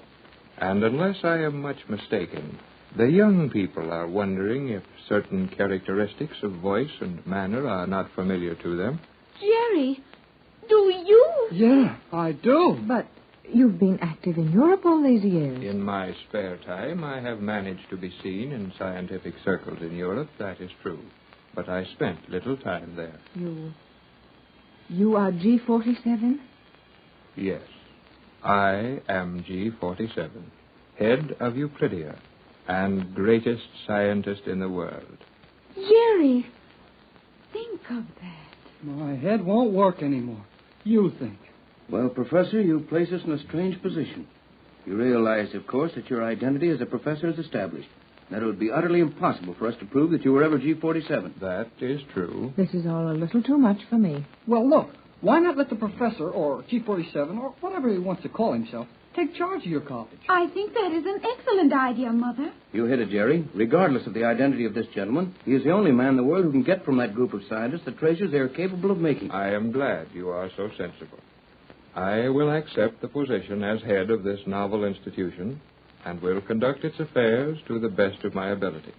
One thing I must have understood. No one was ever harmed on Euclidia. And in the future, any of my people who desire to return to your society must be allowed to do so. As for myself, I had rather be a Euclidean than a free citizen of any country. Tomorrow morning, if you care to visit your scientific colony, you will find me working with the rest. And I will never leave without your permission. Good night. Good night. Good night. He's gone, vanished as silently down that hall as he used to do on Euclidia. You'll take the job and run your place to perfection. That gave me a strange sensation. Me too. There's something mighty powerful about that man. Indeed there is, Jerry. There's something big about any man who will go into a prison of his own free will to be near the thing he loves, and G47 loves science. The magic island of Euclidia is rapidly becoming just a memory to most of the world, as other news has taken the front pages of the papers and the headlines in the radio news broadcasts. But to Jerry Hall and Joan Gregory, and to Mrs. Patricia Gregory and Captain Tex Bradford, the magic island will always be a very real part of their lives, and they'll never forget their experiences there. Today, however, we find our four friends in very happy circumstances in Los Angeles, California. Jerry and Joan have taken Elaine Raleigh, the young Euclidean girl submarine commander, with them, and gone to the university, where they all took entrance examinations a week ago. Mrs. Gregory and Captain Bradford are in the living room of the Gregory home, waiting for the young people to arrive. Well, Tex, this is just about the end of our adventure. Looks like it, Pat. It's been a lot of fun. Yes, fun. And danger, too. I wouldn't mind doing it all over again, after we get the youngsters safely in school. What I can't figure out is how they expect to go to school together. It's going to present a problem. But they seem to think they could work it out, and I left it entirely up to them. Well, those three can work it out if anyone can. But it's a strange mixture. Elaine is 22 and Joan is 15. Neither of them have ever been inside a school. And Jerry has almost another year of high school to complete. That is a weird trio for college freshmen, all right. But we'll see how they make out.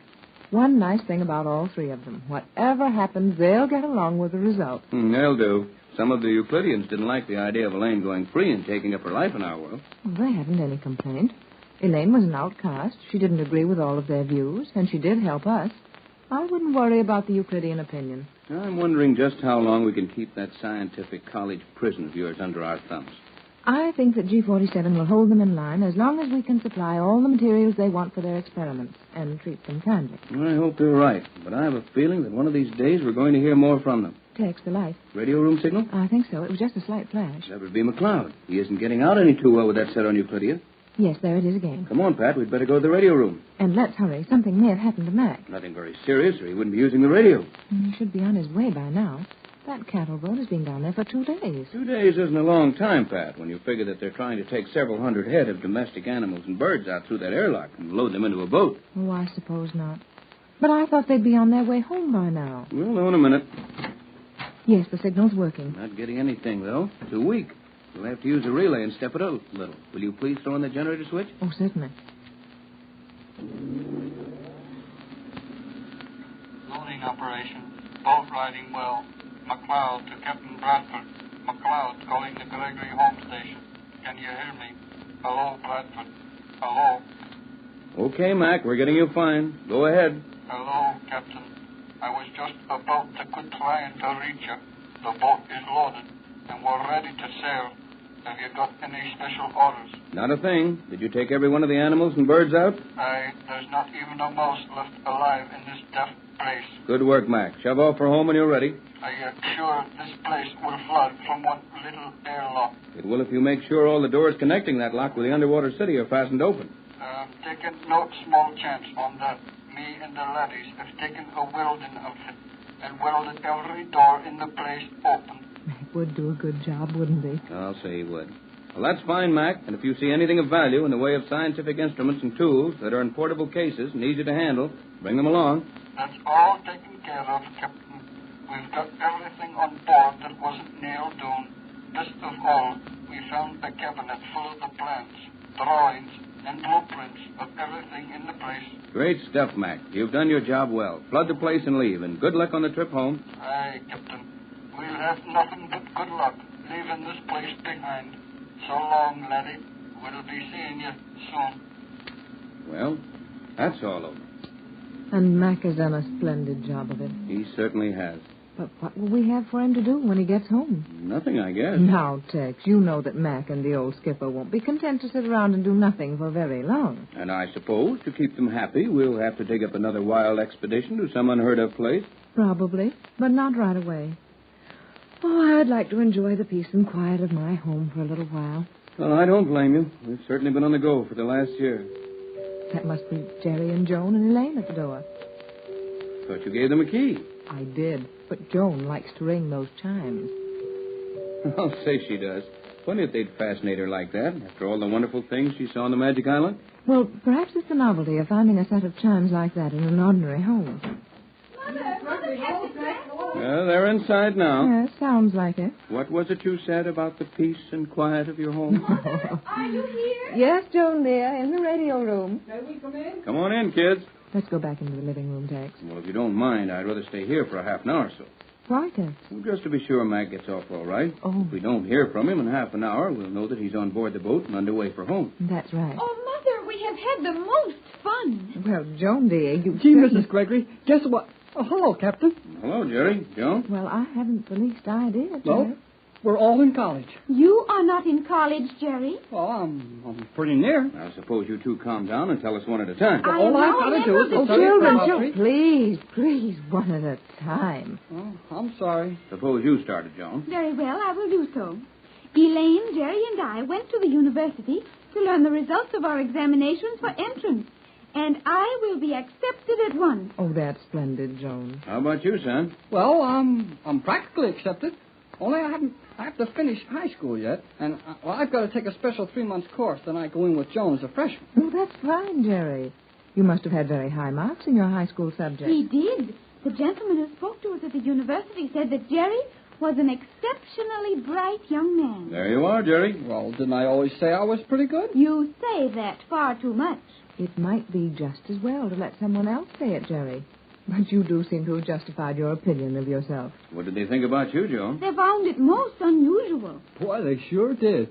We had a hard time making them believe that Joan had never been inside of a school of any kind and was only 15 years old when she passed every test they could think of to give her for the college entrance. You can't blame them for being skeptical. Hey, wait a minute here. Where's the rest of your party? Good heavens. I didn't even notice. Where is Elaine? Oh, she's still trying to get into college. Elaine couldn't pass the examination. On the contrary, the professors could find no examinations to give her. I'll say they couldn't. She answered their questions faster than they could write them down. Oh, that must have been very funny. I'll bet it was at that. Elaine examining the professors. That did indeed take place. Really, Joe? Yeah, those professors are swell guys. Why, Jerry, a professor is not a guy. These professors were regular guys, and when they found out that they couldn't ask Elaine anything she didn't know, they asked her to question them. And when we left, she was having plenty of fun with them. I'd have given anything to see that. But what is she going to do about it? They agreed to allow her to attend certain of the classes, which she wanted to do, in order to familiarize herself with our manner of education and our social customs. Good idea. And it will be a good atmosphere for Elaine. Yes. She'll soon get entirely away from those Euclidean mannerisms and be much more comfortable in our world. Well, we didn't want to leave her out there alone, but, well, the science prof said he'd bring her home safe and sound. I think we have need for no fear for Elaine's safety. Guess not, unless the college kidnapped her. They sure liked her. And now, our 3 young adventurers will have to be quiet students.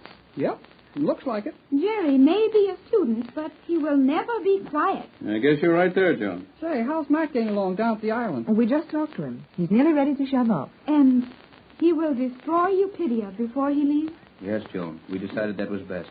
Mac will turn the ocean into that place and flood it thoroughly. It seems too bad to destroy all the work G-47 and his men put in there. We were afraid that those underwater caves would offer too much of a chance to criminals if they weren't flooded. Well, they could pump them out and use them again. Not very easy, Jerry. It would be almost impossible to locate enough machinery down there for that job without being caught at it. They'd need a fleet of big boats around there for months, and it would cost millions. I think we're safe enough from that. Well, what can we do with ourselves now? Jerry and I have planned to spend much of our time studying for his examinations. You're going to study for his examination? Yeah, she's going to help me. And then we're going to spend an hour every day in G-47's laboratory at the new scientific colony. I'm not so sure about that. What do you think, Tex? I don't see how there could be any harm in it. There is no danger. Do not forget that G-47 has gone there of his own free will. Oh, sure, it's all right. I suppose so. Only I'll never get over a feeling of fear and uncertainty where those Euclideans are concerned. We visited G-47 on our way home. Today? Yes. He has invited us to spend an hour a day with him. And he has promised to show us his finest experiments before he gives them to anyone else. That's all right, isn't it, Tex? As far as I can see, though you two will have to be mighty careful not to give any of the secrets away. After all, we want to be able to turn anything of value over to the government. Oh, sure, we know all about that. But G-47 is going to give us the formulas for some of the things that we can sell and make money on. And we promised him that we'd put all the money in the bank for the Euclideans. You did exactly right, Jerry. Texas planned to sell the formula for the soundproof paint to the moving picture and radio studios, and the television instruments also.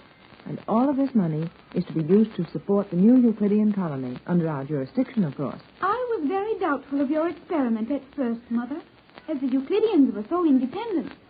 But since they have understood that they may do as they please in their new home, I believe they will remain happy and contented. I think so. And we've done a good job. We certainly have, Tex. Yeah, it's been a long time since that first night when I came here and asked you to take me with you when you went to look for Joan at the Magic Island. It's really not so long, Jerry. Only a few months. But so much has happened to us that it seems longer than that. Jerry, I think it is time to tell them of your surprise.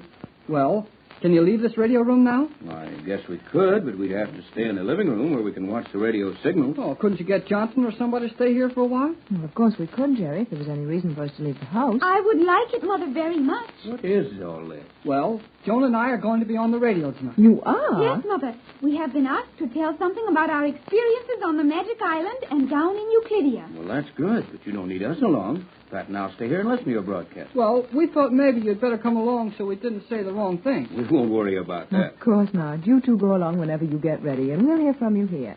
And when you get home, we might have a party ready for you. Oh, Mother, you two have a surprise? Yes, dear. Tex and I are giving a little party for you and Jerry tonight. You've earned it, both of you. Oh, Jerry, that will be nice, will it not? Will it? Golly, whisk.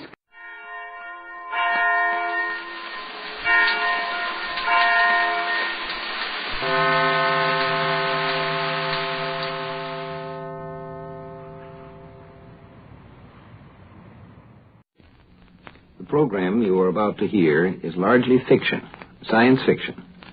We make no guarantees, however, how long it will remain fiction. Exploring tomorrow.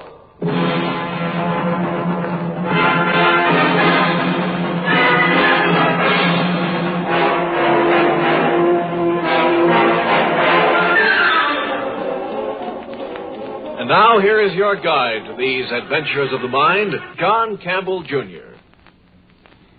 The problem of dealing with robots is a rather peculiar thing. You know, when you deal with another human being, you can say, well, you know what I mean. And you can say, yeah, I see what you mean. When you're dealing with a robot, though, you have a different situation. If you say, you know what I mean, the robot says, no, tell me.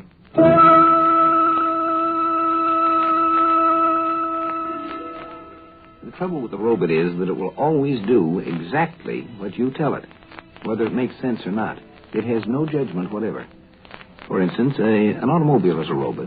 You tell it to drive straight ahead, it drives straight ahead, right into the concrete bridge abutment. It doesn't have any sense. Another thing, if we say home is the hunter, to a man this makes sense. We think of the poem as a quotation. What would such a phrase mean to a robot?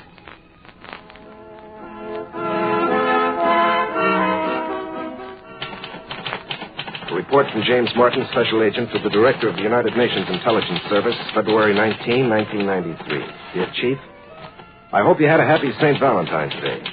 I wish I could say the same for myself. The way it looks now, the only Valentine I'll get will be one with my epitaph on it. I hope this report reaches you eventually. You may never get it, or if you do, I may be dead by then. Maybe it was a good idea to take this section of Europe and reform the country of Transylvania again, but right now I'm inclined to doubt it. Since Transylvania became a new country, there have been queer things going on here. As for your instructions, I got an appointment to see Baron Decklitz, the Prime Minister. When the appointment came through, I was met at the front door of my hotel by Colonel Bronwick, the head of the Transylvanian Secret Police. Ah, Mr. Martin. I was instructed to escort you to Castle Decklitz. You have an appointment with the Baron, I believe. Yes, that's right. And you are... I am Colonel Bronwick at your service, Mr. Martin. Come. This is our limousine here at the curb. Well, this is very kind of you, Colonel. Kind? Not at all. It is my duty. You are an agent of the United Nations. It is therefore my duty to escort you about, especially when you are going to call on our Prime Minister, Baron Decklitz. I see. I suppose we'll have to wait for your chauffeur. Oh, not at all, Mr. Martin. This is a robot-operated automobile. Observe. I merely press this button. Yes, Colonel Bronwick. Drive us to the Castle Decklitz. Yes, sir.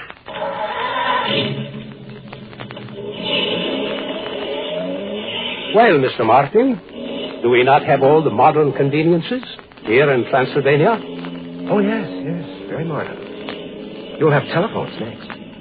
We have robot-operated machines in my country, too, Colonel, but I must admit that none of them are capable of talking as this one does. You find that unusual? Well, yes. A robot brain capable of conversation would be too large to fit in this automobile. The brain is not in this car, Mr. Martin. This vehicle is guided by remote control. The actual brain of the robot is in an underground chamber beneath the Castle Decklitz. Oh? Yes. The Baron's castle may look on the outside as though it were 1,000 years old, but the equipment within is quite modern. Well, I have to admit that it's pretty convenient to have robot-operated remote-controlled transportation. All of the Baron's transportation works this way. His cars, his aircraft, his boats, everything. Sounds as though Baron Decklitz runs the whole country by remote control. With a robot like that around, it's a wonder he needs any human helpers. Mr. Martin, I will thank you not to criticize the government of Transylvania. Sorry, I didn't mean to offend. After all, I am supposed to be a diplomat. You might try harder, Mr. Martin. Why is the car slowing down, Colonel? Do you see the portcullis? That heavy steel grate that closes the entrance? That, too, is controlled by the robot brain. The Baron certainly seems to be well guarded. Very well guarded, indeed, Mr. Martin. It is difficult for anyone to get into Castle Decklitz. It is even more difficult to get out.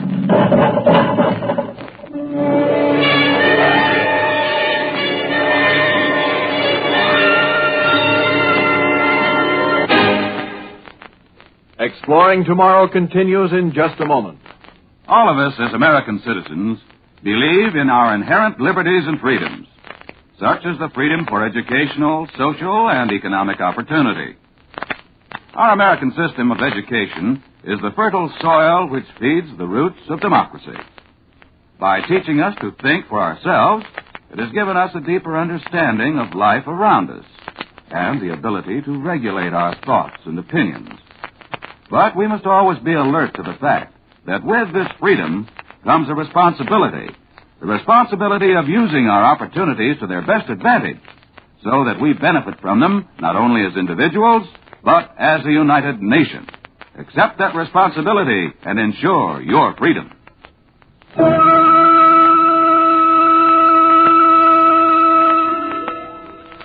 United Nations agent Jim Martin had managed to get an appointment to see Baron Declitz, Prime Minister of the newly formed country of Transylvania.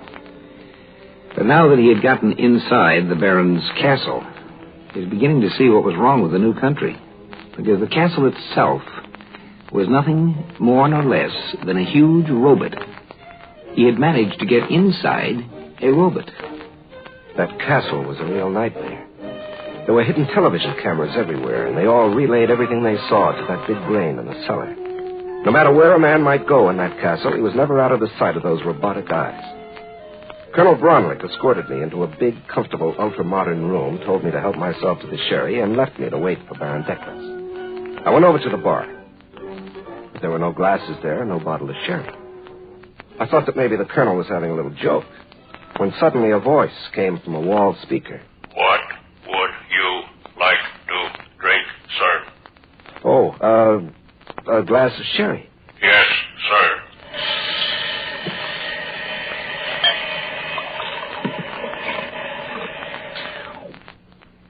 Your sherry, sir. A panel slid open in the wall, and a glass of sherry came out.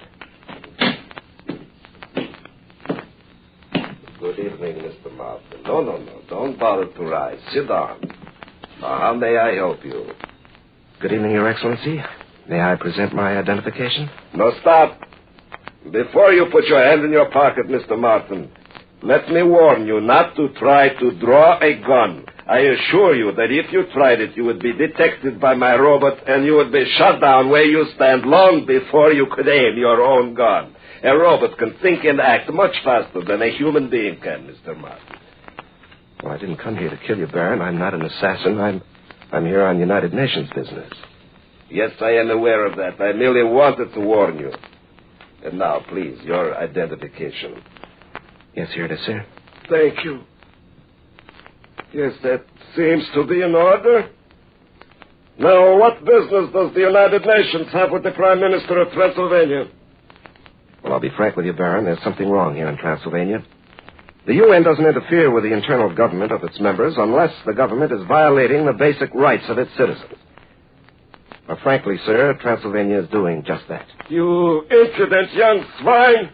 Transylvania is a scientifically run country. It is run by mathematically logical principles. All decisions of the government are analyzed carefully by robotic computers. Well, yes, but... You think I make the policy for the country? No! All policy decisions are made by the robots, so that they can be scientifically accurate. What happened? The lights went out. The power has been cut off. Someone... Oh, Martin, you shot me. You cut off the power so my robot could not operate. Baron. I will get you, Martin.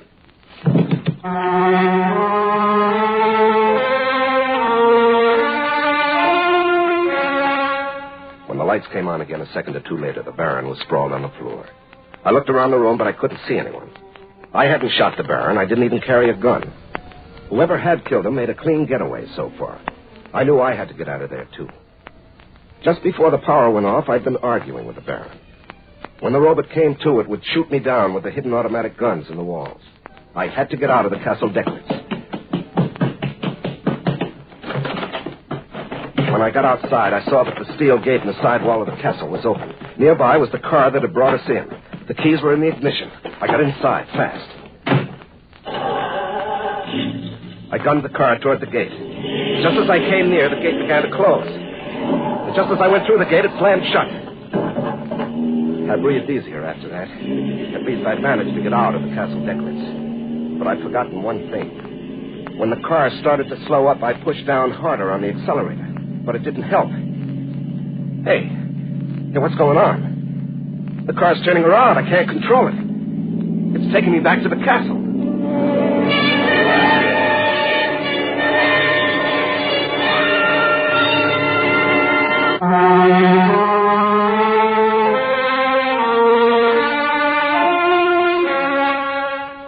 A machine, no matter how complex and intelligent it may appear, is still a machine. The trouble with a machine is that once it's set to do a particular job, it doesn't do any good to argue with it. The only way to stop it is to shut it off or wreck it. Jim Martin was in no position to do either. It was kind of like being in an automatic elevator with the controls stuck. It was going where it was going, and there wasn't anything you could do about it. I knew I'd have to get out of that car. It wasn't going very fast yet, so I decided to jump before it got up too much speed. I rolled across the road. It shook me up a little to jump out of a moving car, but I wasn't hurt. I got up, brushed off the dirt, and started down the road toward the city. I was about 5 miles away through the thick forest and about 6 miles by road. I decided to follow the road. I didn't want to get lost. I'd been walking about 10 minutes when I heard a noise. It was a helicopter coming from the direction of the castle. I got off the road fast and hid under a tree. It was dark, and even with the moon shining, it would have been hard for a human being to spot me from the air. But the television eyes of that helicopter were sharper than human eyes. The robot saw me. You must come back to the castle, sir. Not me, Buster. The helicopter will land. You will get in. The moon lit up the helicopter pretty well. I could see the snouts of the mounted machine guns pointing at me, but I didn't care. I figured that going back to the castle would be certain death anyway. I jumped behind the tree and then dived under a nearby bush and started crawling. Where are you? You must come back. I just lay flat and kept quiet. And then I heard another sound on the road. There was a car coming. Robert, this is Colonel Bronlick. I noticed the helicopter hovering, so I came immediately. Is the murderer Martin nearby? Yes, he is somewhere in the woods to your right. Excellent. I have a squad of men here. We will capture him. Yes, he must go back to the castle. All right, men. Spread out. Cover the whole area. He must be somewhere close by. Turn on the searchlight. I knew they'd spot me soon. There was a spotlight moving near me. I decided that my only chance was to run for it. If I stayed where I was, I'd die. Here goes. There he is! Stop him! Shoot him down! It was the craziest gun battle I'd ever seen. Before the soldiers could shoot me, the helicopter's weapons had gunned them down. And while it was doing that, Colonel Bronlick had climbed back into his armored car and shot down the helicopter with the turret gun. By the time the whole thing was over, I was well hidden in the underbrush. Pretty soon I heard the armored car drive away. But I just stayed where I was. It didn't make sense. Why had the robot's helicopter shot down the soldiers? Whose side was the robot on, anyway? I decided that since everything was quiet now, I'd better get moving. I wanted to get to the city by dawn. So I crawled out from my hiding place and headed for the road again. I didn't get far. Put up your hands, Mr. Martin. What? Colonel Bronlick. I didn't see you behind that tree. I thought you'd driven off in the armored car. Oh, no. As soon as I shot down the helicopter, the robot brain took control of the car. I jumped out. I suppose you're going to shoot me like you shot the Baron? Of course. The robot is convinced that you killed the Baron. And so will the people of Transylvania be convinced. And I will proclaim myself the new Prime Minister. No wonder this country's in trouble. The Baron was a crackpot, and so are you. What? Well, looks like the robot has another helicopter to operate. Good. The robot can kill you and save me the trouble. Well, I don't think so. Have you figured out why the other helicopter shot down your men instead of shooting down me? An accident. The robot could not see well in the dark. Perhaps I should not have shot it down, but it was obviously faulty. Oh, you're not thinking straight tonight, Colonel. You must Get in the helicopter, Mr. Martin. You must go back to the castle. Oh, well, I'm afraid I can't do that. If I move, the colonel will shoot me. That cannot be permitted. Well, thanks, Corbett, old boy. That's the end of the man who shot the Baron. That does not concern me. My orders are to bring you back alive. Get in the helicopter, please. Anything you say, pal. Let's go.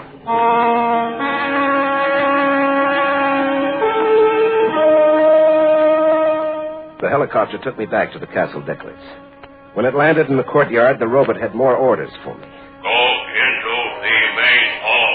The Baron wants you. I walked back to the room where the Baron had been shot. My hunch had been right. The Baron, stubborn old cuss, had refused to believe that he was dying. He wanted to teach me a lesson. So he'd given the robot orders to bring me back alive. Alive.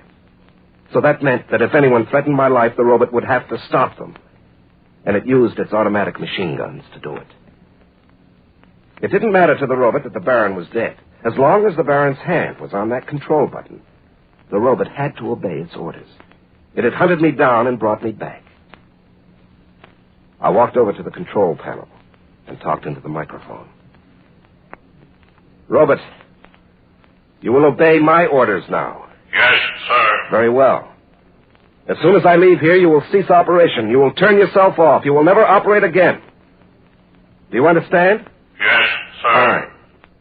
Now I'm going to go out and take one of the Baron's cars. He won't need it.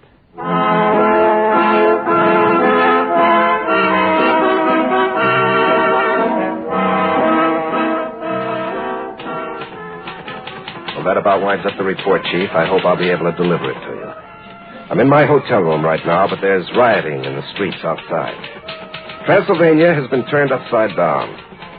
Nobody knows who killed their Prime Minister, Baron Decklitz, nor do they know who machine-gunned Colonel Bromley. But the worst trouble is with the robot. You see, the Baron had the idea he could run the whole country with a robot. It was supposed to be a scientific form of government. That robot ran almost everything in the whole area. It controlled the power plants, the telephones, transportation, even the garbage disposal. And ever since it shut itself off, nothing has worked in the whole country. As a result, Transylvania has no government and no organization.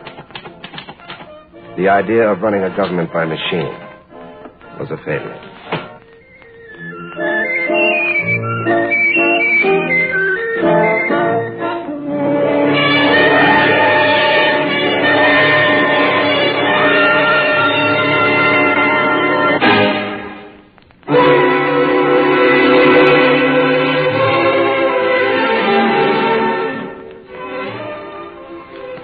The trouble with a lot of very logical and honest people is that they think that logic is both necessary and sufficient, when it's really only necessary. The idea of a machine government was a failure. It always will be. Now, the trouble with the Baron was that he forgot one basic thing. It's sane for men to run machines, but it's insane for a machine to run men. Machines can handle truth and do a perfect job of it, but they cannot handle judgment. They have none.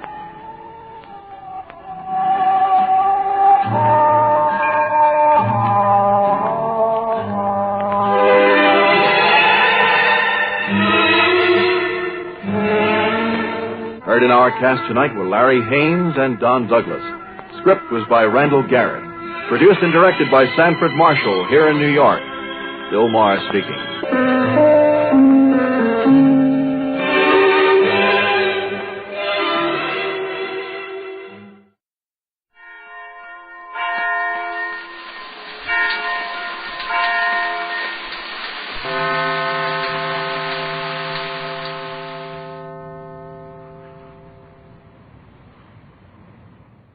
Presenting the transcription feature, Superman. Look, up in the sky. It's a bird. It's a plane. It's Superman. Yes, it's Superman, strange visitor from the planet Krypton, who came to Earth with powers and abilities far beyond those of mortal men. Superman who can leap tall buildings at a single bound, race a speeding bullet to its target, bend steel in his bare hands, and who, disguised as Clark Kent, mild-mannered reporter for a great metropolitan newspaper, fights a never-ending battle for truth and justice. And now to our story.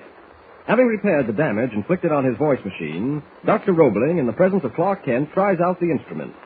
By accident, he tunes in to what is evidently a meeting of racketeers, a meeting at which a man is chosen by lot to commit a murder. Amazed at what the voice machine has revealed, Kent and Dr. Roebling climb the basement steps to the first floor of the house, just as a police squad car pulls into the driveway. Kent opens the front door, only to be faced by two officers with drawn guns, who, when they learn his name, place him under arrest. An hour later, Editor Perry White, having heard what happened to his star Daily Planet reporter, storms into the office of District Attorney Warren, foaming at the mouth. Listen to know what this is all about. You're not dealing with any two-penny shyster, Warren. I'll splash this across the front page of the Planet and have you run out of office. Now, take it easy, Mr. White. You're not young anymore. Excitement isn't helping. Who's not young? Don't you look at my gray hair. I didn't get him from age. I got him from aggravation. Yes, aggravation. Every time one of you addle-pated public officials pulls a boner like this, I get more gray hair. Now, where's Clark Kent? I demand his immediate release. I told you, I've already sent for him. Then why in the name of heaven did you arrest him in the first place? What's he done? I'm not certain he's done anything, Mr. White. He was apprehended for questioning. Apprehended for questioning? With Metropolis overrun with gangsters, racketeers, petty chiselers, and gamblers, you've got nothing else to do but apprehend a newspaper man for questioning. I think you're going a little too far, Mr. White. I'll go as far as I like and further. You can't threaten me. You can't... Oh, Chief. What? Fancy meeting you here. That'll be all, Mustang. Close the door and wait outside. Yes, sir. Kent, what's the meaning of this? Why did you pack this fumbling... Now, just a moment, Mr. White. I'll ask the questions. Sit down, Kent. Thank you. Now, I'll make this as brief as possible, since I realize Mr. White is a busy man. You're darn tootin' I am. Kent, early last night you visited a woman at the city hospital. A woman we believe to be Captain Roebling. Yes, and I was with him. Her husband shot her in the back. Please, Mr. White, let me handle it. Is that true, Kent? Yes, quite true. According to the hospital report, the woman had been calling your name, and you were summoned to identify her. You did. You engaged her in conversation, and you left the hospital in a great hurry. Is that true? Of course it is, and we can explain it. For the last time, Mr. White, I must ask you to stop interrupting. Oh, go peddle peanuts. The information you have, Mr. Warren, is completely authentic. I did identify Mrs. Roebling. I did engage her in conversation, and I did leave the hospital in a great hurry. Why? I am not prepared to say. Kent, are you crazy? You know very well why we left the hospital. You know I that... said I'm not prepared to state my reasons, Mr. White. And I'll state it for you. Just a minute. Now, don't just a minute me, Kent. We left the hospital because the girl told us her husband, Jack Roebling, was breaking into his uncle's house to destroy a machine worth $10 million. And he was the one who shot the girl, her own husband. Is that so, Kent? I'm not prepared to say. Are you out of your mind? What's come over you? The Homicide Division has questioned this man you mentioned, this Jack Roebling. He denies having shot his wife. As a matter of fact, Kent, he says you did it. What? Please lower your voice, Mr. White. Lower my voice? You sit there and tell me to lower my voice when you have the unadulterated gall, the amazing nerve, the monumental crust to accuse this man of murder? Well, I'm sure Kent can speak for himself. No, go ahead now, Kent. I'll tell it. Tell this high and mighty nincompoop just where he gets off. Tell him how Jack Roebling tried to steal the rights of his uncle's voice machine and then, out of revenge, smashed it into bits. Now, go ahead, Kent. Tell it. I'm not prepared to make any statement at this time. Oh, for the love of pink turtles. Am I going to start raving mad? Now, perhaps you can understand why Kent was apprehended, Mr. White, and why he's being held for further questioning. Now, Kent, you listen to me. This so-called servant of the people is going to keep you locked up unless you snap out of it and tell him what's what. Do you want to stay in jail? I'm sorry, Mr. White, but I can't say anything now. Why not? I just can't. All right. Rot in jail for all I care. I hope they send you up for 20 years. And on top of everything else, you're fired. Mr. White has a bit of a temper. I'm not interested in what Mr. White has or hasn't got. Are you going to talk, Kent, or do we have to lock you up again? I'm afraid I haven't anything to say, Mr. Warren. Okay. Monahan. Yes, sir? Take this man back to his cell. Okay. Come on, buddy. All right? When you're ready to talk, Kent, send a message to me through the warden. I'll be glad to. Miss Carlyle, get me the mayor's office. Yes, I want to speak to him first.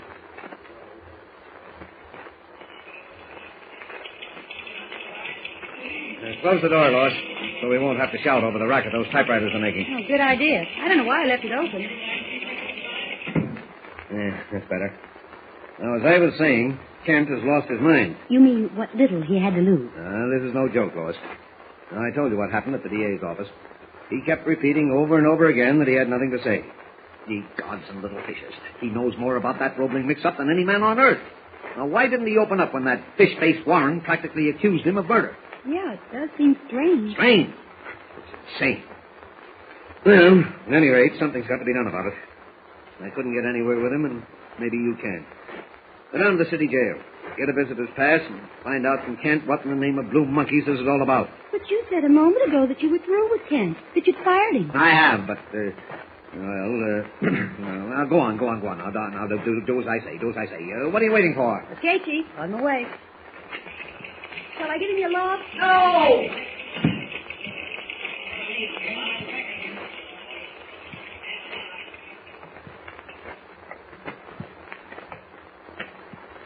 Hey, Mug. All right on the wall. What do you think this is, an art gallery?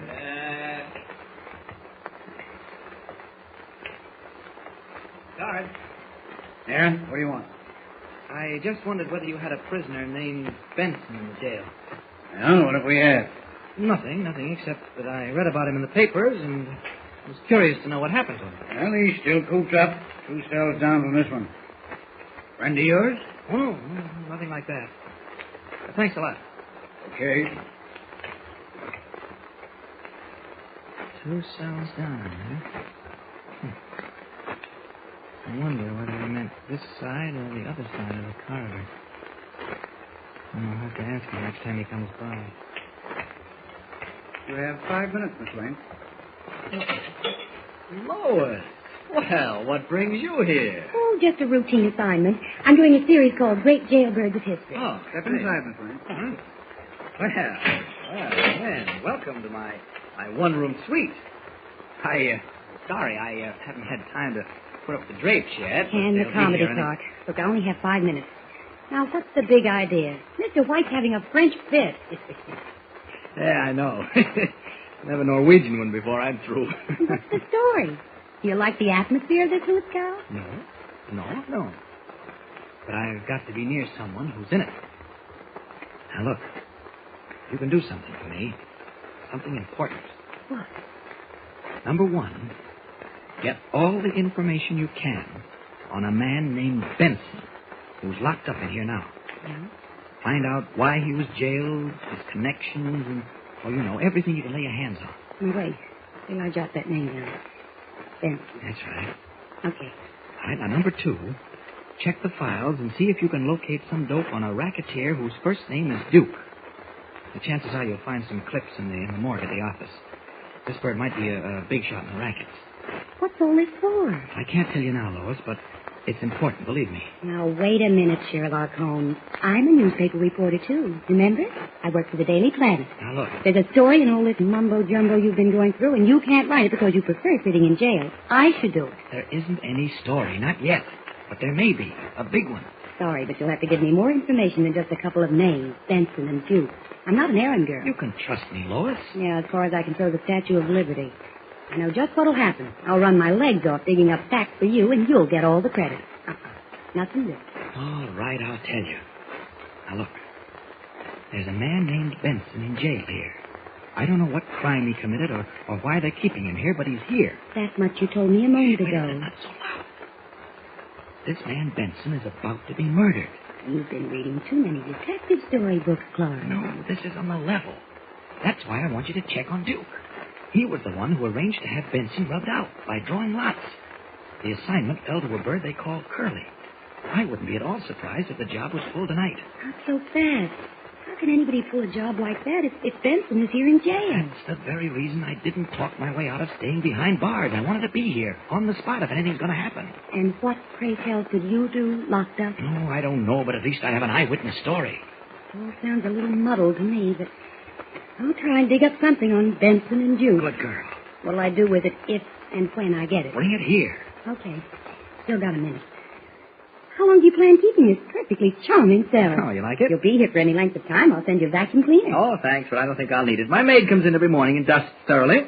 Don't tell me you're going to sleep on that bed. Oh, what's the matter with it? The mattress is a trifle lumpy, but it has good, strong springs. Look, I'll lift the mattress up and show you. There we are. What's the matter? Look. Attached to one of the springs. What is it? A dictograph. Lois, someone's been listening to every word I said. Who planted the dictograph under the mattress of Clark Kent's jail cell bed? Who has been eavesdropping on the dangerously confidential information he gave Lois concerning the plot against Benson's life? Something's on the fire, and it looks exciting, so don't miss a single episode. Listen in with Superman. Don't forget, tune in again for the next thrilling episode with Superman. Look, up in the sky. It's a bird. It's a plane. It's Superman. Superman is a copyrighted feature appearing in Action Comics magazine. Presenting the transcription feature, Superman. Look, up in the sky. It's a bird. It's a plane. It's Superman. Yes, it's Superman, strange visitor from the planet Krypton, who came to Earth with powers and abilities far beyond those of mortal men. Superman who can leap tall buildings at a single bound, race a speeding bullet to its target, bend steel in his bare hands, and who, disguised as Clark Kent, mild-mannered reporter for a great metropolitan newspaper, fights a never-ending battle for truth and justice. And now to our story. Arrested for having been involved in the shooting of Catherine Roebling, Clark Kent refuses to clear himself with the district attorney, preferring to remain in jail. But there's a method in Kent's seeming madness. Having heard over Dr. Roebling's voice machine that a man named Benson, a prisoner in the jail, has been marked for murder, Kent decides to remain on the spot. However, Editor Perry White, enraged at his star reporter's apparently insane behavior, sends Lois Lane to the jail to talk him out of it. But instead, Kent tells Lois the truth and asks her to get him some information about Benson and about a racketeer named Duke, responsible for the plot against Benson's life. As Lois is about to leave the cell, Kent discovers a dictograph hidden under the mattress of his bed. Listen. Are you sure that's what it is? Positive. Someone's been listening to every word I said. Well, the free performance is over. I just ripped the wire out of the microphone. That does it. You better beat it, Lois, before they decide to hold you, too. Shh. Here comes the guard. Your 5 minutes is up, Miss Lane. I'm ready. Well, bye, Clark. Bye. I hope everything turns out all right. Oh, I'm sure it will, Lois. Thanks for coming to see me. Bye. So long. Remember me to Mr. White. I've got to get out of here before they start questioning me about my connection with Benson. That dictograph put a slight crimp in my plans, but I think I can rectify it. I guess that window up there is the best bet. Only 3 bars to bend. Superman shouldn't have too much trouble with them. 1, 2, 3. I guess I can squeeze through that opening. I'll bend the bar straight again once I get out. Uh-oh, someone's coming. Probably for me. I'd better beat it. In a hurry. Up we go. It's a tight squeeze, all right. There. I'm out. Gotta bend the bars back fast. That does it. Now, up, and away!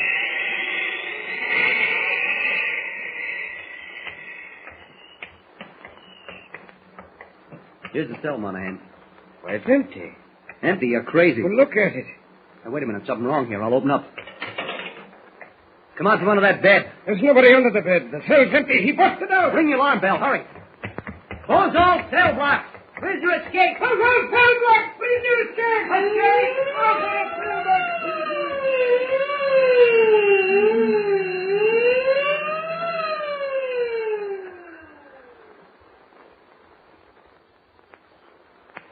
Barnes, get the mayor, get the police commissioner, get my lawyers.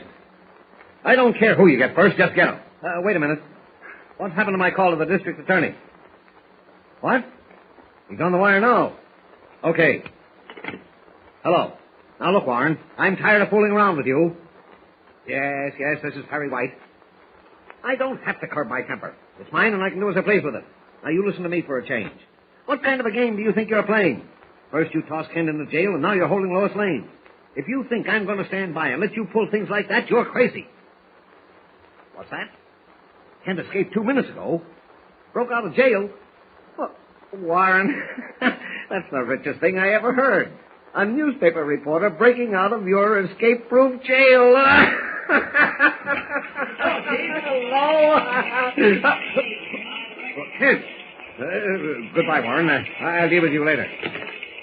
Close that door, you hoodlum. What's all the excitement, Mr. White? I'm going crazy here, and you ask what's all the excitement.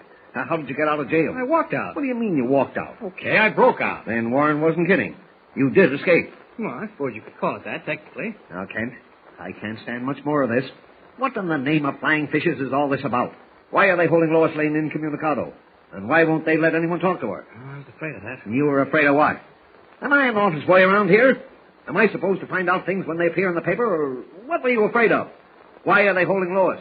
Why did you refuse to tell the district attorney your connection with the Roebling case? Well, it's a long story, Mr. White. I don't care if it takes 10 years to tell. Out with it. Yes? I have the mayor for you, Mr. White. I don't want the mayor. But you said... I don't care what I said.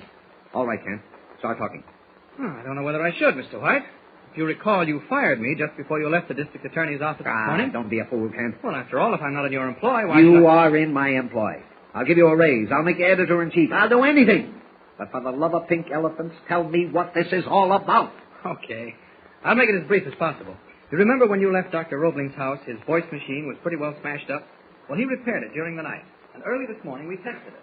By a strange quirk of fate... As Clark Kent recounts the swiftly moving events of the past few hours, the two men about whom he is talking, Duke and Curly, are meeting in a small private office above the Swan Club. The thick steel door is locked and bolted, and the soundproof walls and ceiling impart a strange hush to their voices. Everything was all set. You toss a brick through the window of a store on State Street, let yourself get nabbed, and the next thing you know, you'll be in the cell right opposite Benson's. It's as easy as all that. Yeah, but how do I get out once I pull the job? Don't worry about that. It's all right for you to tell me not to worry. Everything's set, didn't you hear me? Yeah, I know, but suppose something don't click. Suppose the works get jammed. They won't get jammed. Leave it to the big guy. Yeah, I'd feel better if I knew who the big guy was, Duke. Much better. Nobody cares how you feel. You got a job and you do it, that's all. Yeah, I know, but... If you don't want to do it, we can find someone else. Oh, it ain't that, Duke. I'll do it, Of course, if we have to find someone else, I don't know how the big guy will feel about you. Chances are he'll figure you can't be trusted and kind of make plans to see that you don't spill anything. Oh, I never said nothing about not doing it, Duke. You know I didn't. Okay. Now, you got everything straight. Yeah. I toss a brick through the window of a store on State Street, get nabbed, and show up in a cell opposite Benson. Then what? Then I give it to him, and I don't have to worry about getting out. Now you're talking, Curly. Hello? What? The same price symbols was yesterday. Okay, Chief. Yeah? Yeah? No kidding. Yeah. Yeah, I got it. Right. Forget what I told you, Curly. You mean about busting the window and getting nabbed? Yeah. Someone got wise, so we're switching plans. They're transferring Benson to the state prison at 9 o'clock tonight. Hey, that makes it tough, don't it? No, it makes it easy. You and Spud take the sedan, park somewhere near the jail, and when the car carrying Benson comes out, tail it. There's a nice open stretch of road on the Conway Turnpike, just before you cross the Red River Bridge. You know what to do. Oh, it's in the bag, Duke. It's way, it's a cinch. 9 o'clock, huh? Yeah. Get there early. Yeah, sure. Let Spud drive, and you handle the iron. Okay. That's all, Curly. Hey, Duke, before I scram, could I ask you something? What? Well, maybe it's none of my business, but every time you talk to the big guy, you say something that sounds a little nutsy. Like just now, he must have asked you something, and you said the same price symbols was yesterday. Don't make sense. Never mind whether it makes sense or not. Well, it don't mean nothing to me, but I was just wondering because a couple of days ago I heard you ask him what the price of wool was. You hear too much, Curly. Beat it. Yeah. Sure, I'm going. So long, Duke. So long. In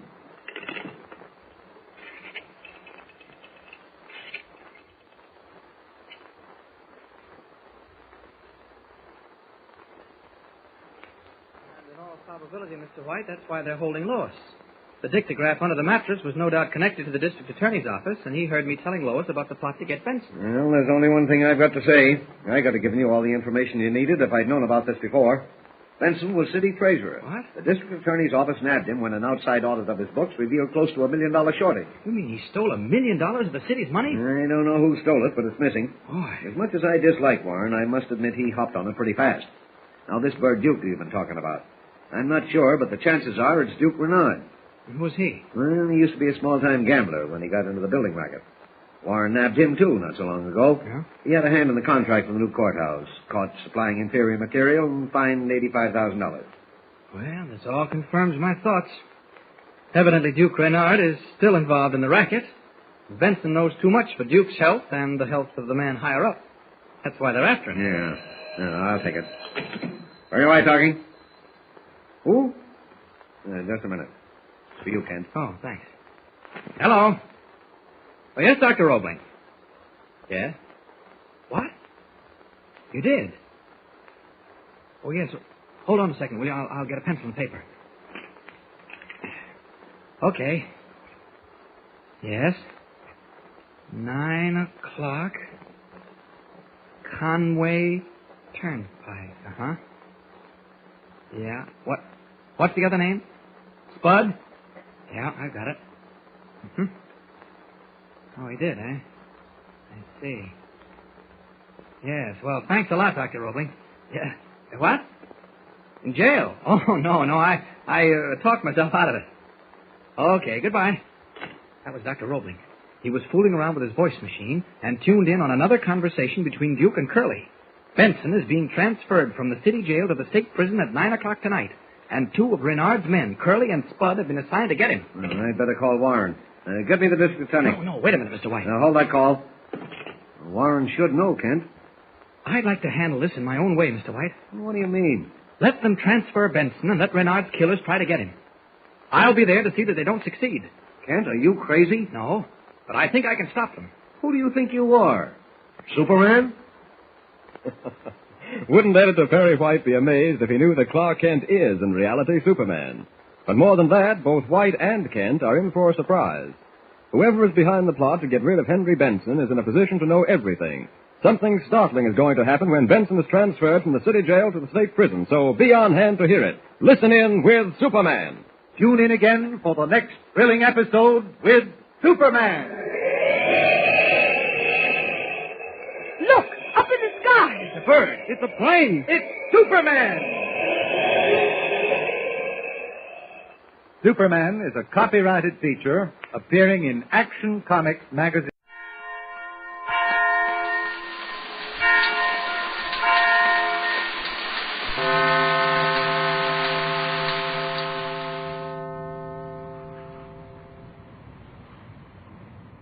Kellogg's Pep, the build-up wheat cereal, invites you to rocket into the future with Tom Corbett, Space Cadet.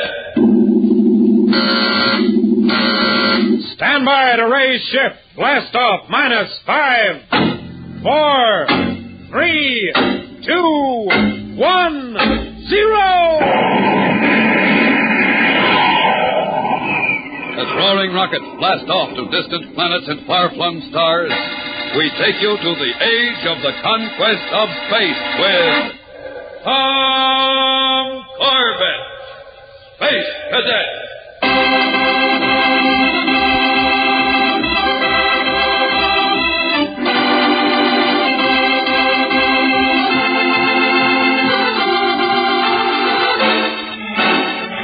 Blasting into deep space to the planet Terra in the star system of Alpha Centauri, the Space Cadets have made a startling discovery. A satellite of Terra that is composed of 3/4 solid copper.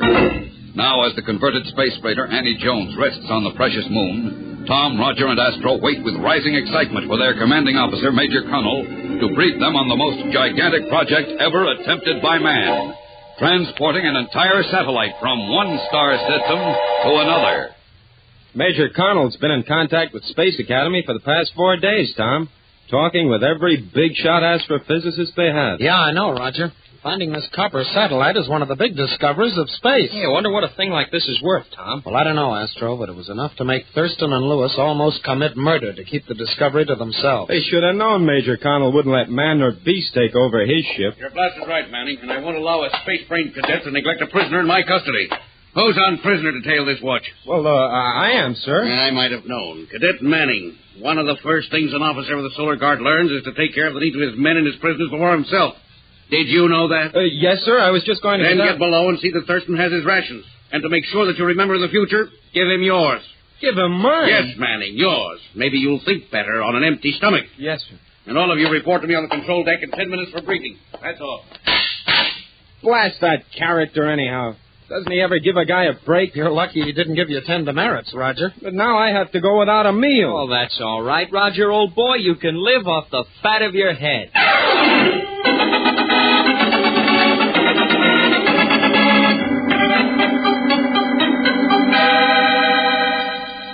Now, pay attention, boys, because I'm only going to say this once. As you know, the Solar Alliance copper supplies are so low that the discovery of this satellite is of utmost importance. Our job is getting it back to Earth. Back to Earth? Well, how can we get a satellite 10 miles in diameter through 25 billion miles of open space? If you'd give the Major a chance, you Venusian clunk, he'll tell you. Clunk, listen, you skinny radar. Off that space gas. Yes, sir. Aye, sir. Now, to answer your question, Astro, getting it back is the trickiest part of the job. Why not just dig out the copper and haul it back in spaceships, sir? Too long and too costly, Corbett.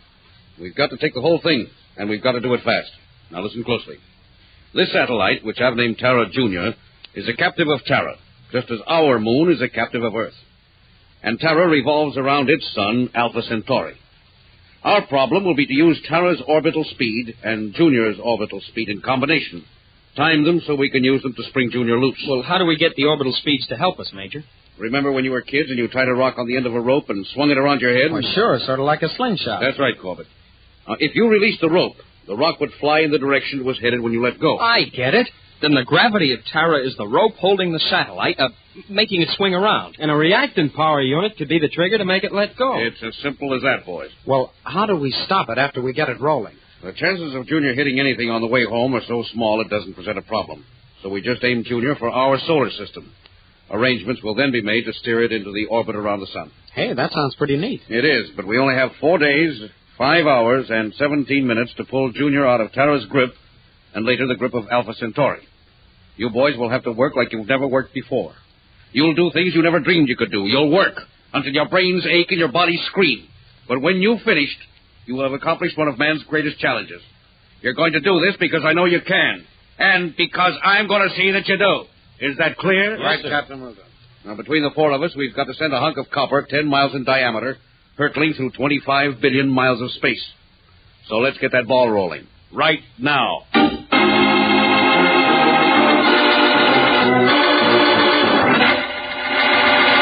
We'll return to the exciting adventures of Tom Corbett, Space Cadet, in just a moment. So stand by. Tom Corbett says, eat Kellogg's Pep. Roger Manning says, eat Kellogg's Pep. Astro says, eat Kellogg's Pep. Yes, all the Space Cadets are passing the good word along to you. Eat Pep and taste that swell whole wheat and malt flavor. Eat Pep and get those essential vitamins B1 and D. Eat the cereal that gives you build-up food values for strong bones and tough muscles. Here's Astro to tell you in a special interview just why Kellogg's Pep is so important to the Space Cadets. Spaceman, when Reveille sounds at Space Academy, things start happening mighty fast. The cadets are on the go every minute right up till taps. Plenty of Kellogg's Pep, first thing in the morning, helps give us the food power we need to travel at full space speed. Now, those vitamins are important, too. But most of all, that swell flavor is so downright good, it's just a plain pleasure to eat every bowl full of Kellogg's Pep. Right, Astro. And every smart spaceman will take your tip about tomorrow morning. We'll all start our day the spaceman's way with a man-sized bowl full of Kellogg's Pep. P-E-P. Pep.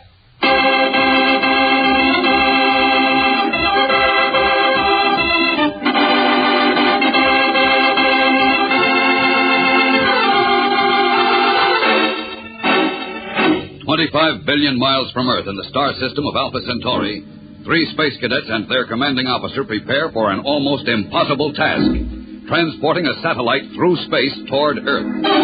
Now, as Major Blastoff Connell roars, cajoles, and pleads with his young spacemen, they assemble the mass of information necessary for the big push through space. I tried building that lead baffle for the uranium 5 times already, sir. I'm having trouble getting the amount of reactant power we need in a unit that small. Maybe you're trying to make it too small, Astro. Remember, this unit has but one job, to start the reaction. When the U-235 gets hot enough, it'll start a reaction of the copper on Tara Jr. and sustain itself. Try a smaller amount of reactant. But whatever you do, keep working. Only a day and a half left. Aye, aye, sir, but I won't guarantee it. I don't want your guarantee. I want that unit. Now build it.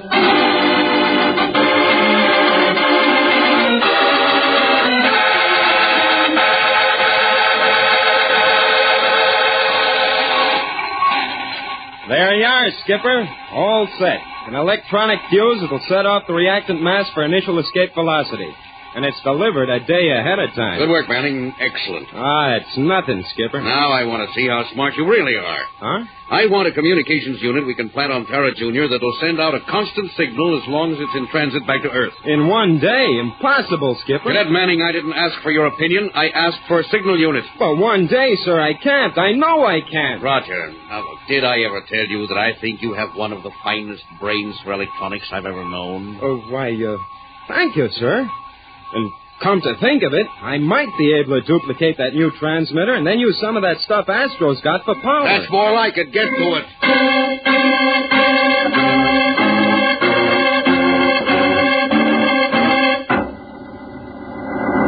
Well, it looks like we're all set. Now, you all know your assignments. We'll take jet boats and go out in pairs, Corbett and myself, Manning and Astro. We'll set up the reaction explosives on Tara Jr. at the points marked on your maps. When you've finished, set the fuses and return to the ship. But watch your timing. If we fail, it'll be more than a year before Junior will be in the same position again. How much time do we have left, Corbett? 6 hours and 17 minutes. Not much, but enough. It shouldn't take more than 5 hours to set up the reaction units and get back to the ship to blast off. All clear? Right, Captain. All right, put your spacesuits and helmets on and move out. We're going to pitch the biggest ball in history, and it had better be a strike.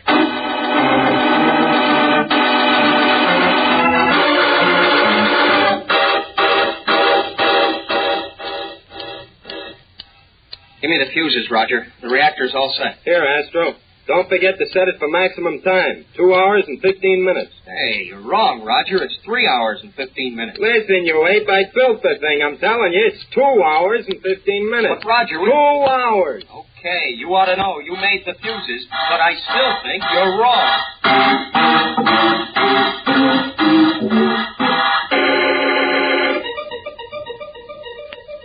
What's the time, Corbett? Tara Jr. gets a big jolt in exactly 1 hour and 40 seconds from now, sir. Fine. That gives me just enough time to notify Space Academy to get set to start receiving Tara Jr.'s radio signal. You know what to do? Well, I don't have to do anything, sir. Roger spliced in all the fuse circuits to this clock. In 1 hour and 10 seconds, she goes off automatically. Good. Anything done with electronics and timed properly is better than manual operation. Less chance of human error. By the craters of Luna, what's that? The explosions, sir. They went off ahead of time. But you said we had plenty of time. Oh, we did, sir, unless... Manning and Astro made a mistake. We got it on the button, Astro, right on time. This baby's a perfect strike all the way home. Manning, what time did you set the fuses for? Why, 16 hours and 53 minutes, sir. Is there something wrong? Yes, Manning, everything's wrong. You set the fuses an hour too soon. It should have been 17 hours, 53 minutes. But That's all right, Roger. We've all been working hard, and one little mistake is bound to show up in an operation like this. It's all my fault. I should have checked those fuses myself. Well, does an hour too soon make much difference? A lot of difference, Astro. But how, sir? It's like this, Corbett. I thought we had the explosions timed, so at the proper moment we'd pull Junior out of his orbit and send him into space. But by being an hour too soon, we send it into the sun instead. But there must be something we can do to correct it, sir. Not a thing, Corbett. Instead of supplying the Solar Alliance with copper, in another week, Tara Jr. will be hardly more than a molten piece of space junk. Stand by to blast off. We're heading home. This mission's a failure.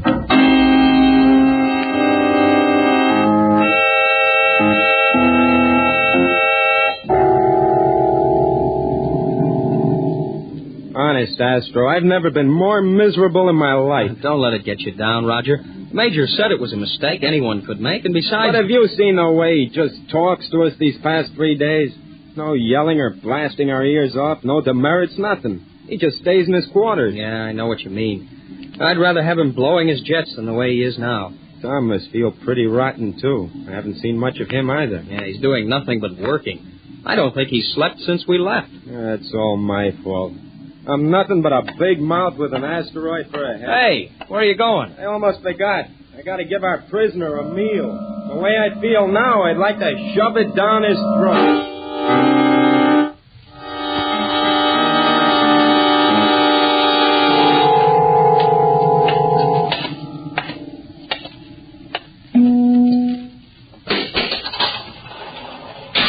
All right, Thurston. Come and get it. Well. Where's the big Manning spirit? Kind of got you boys down since that loudmouth Connell failed on your little mission, huh? Listen, you space crawler, one more word and I'll come in there and pound that head of yours in a space I trunk. wish you'd try it, you little squirt. I'd break you in two. Okay, pal, I'm gonna give you that chance. Yeah, when? Right now. Sorry about the teeth, Thurston. I forgot you had to eat.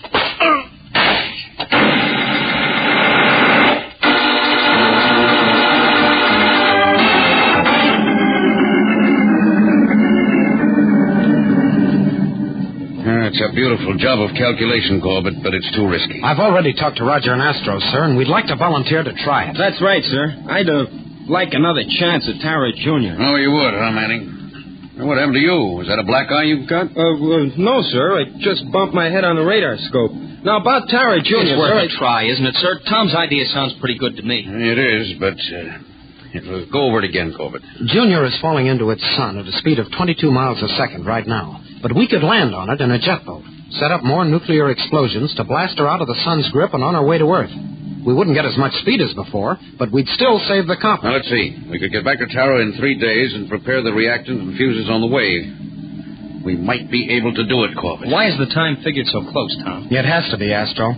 We know the pull of the sun is so much, and the power of the jet boat is so much.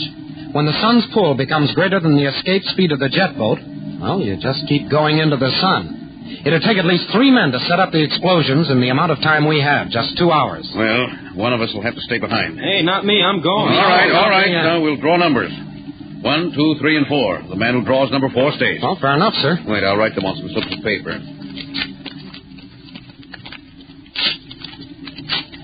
Okay, you pick, Astro. Number 2, I go. Roger. Number 1, I go. Tom? Number 4, I stay. That leaves me to go with Astro and Roger. But, sir, Never mind the buts. Manning, get me a course back to Tara Jr. Astro, stand by the power deck for course change. Tom, stand by the control deck. We're going back and snatch a hot copper filling right out of the Sun Star's teeth.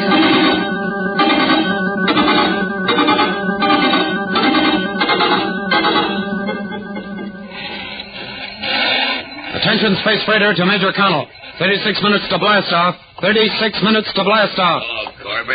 Thurston! Take your hand off that wrench or I'll freeze you with this parallel wrench. How in blazes did you get loose? Your buddy, Manning, decided he wanted to paste my ears back, so I let him. He was so anxious to make me lose a few teeth, he didn't notice the spoon I kept. Spoon? Yeah, spoon for a few teeth, a good trade.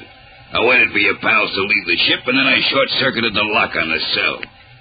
Now get over to the controls. We're going back to Tara. Tara? But Major Connell, Roger, and Astro are on that satellite. If I'm not around to pick them up, they'll fall into the sun. Well, ain't that too bad? So they're gonna fry. But if you don't start this wagon up, you're going out the airlock and freeze. Now get to work.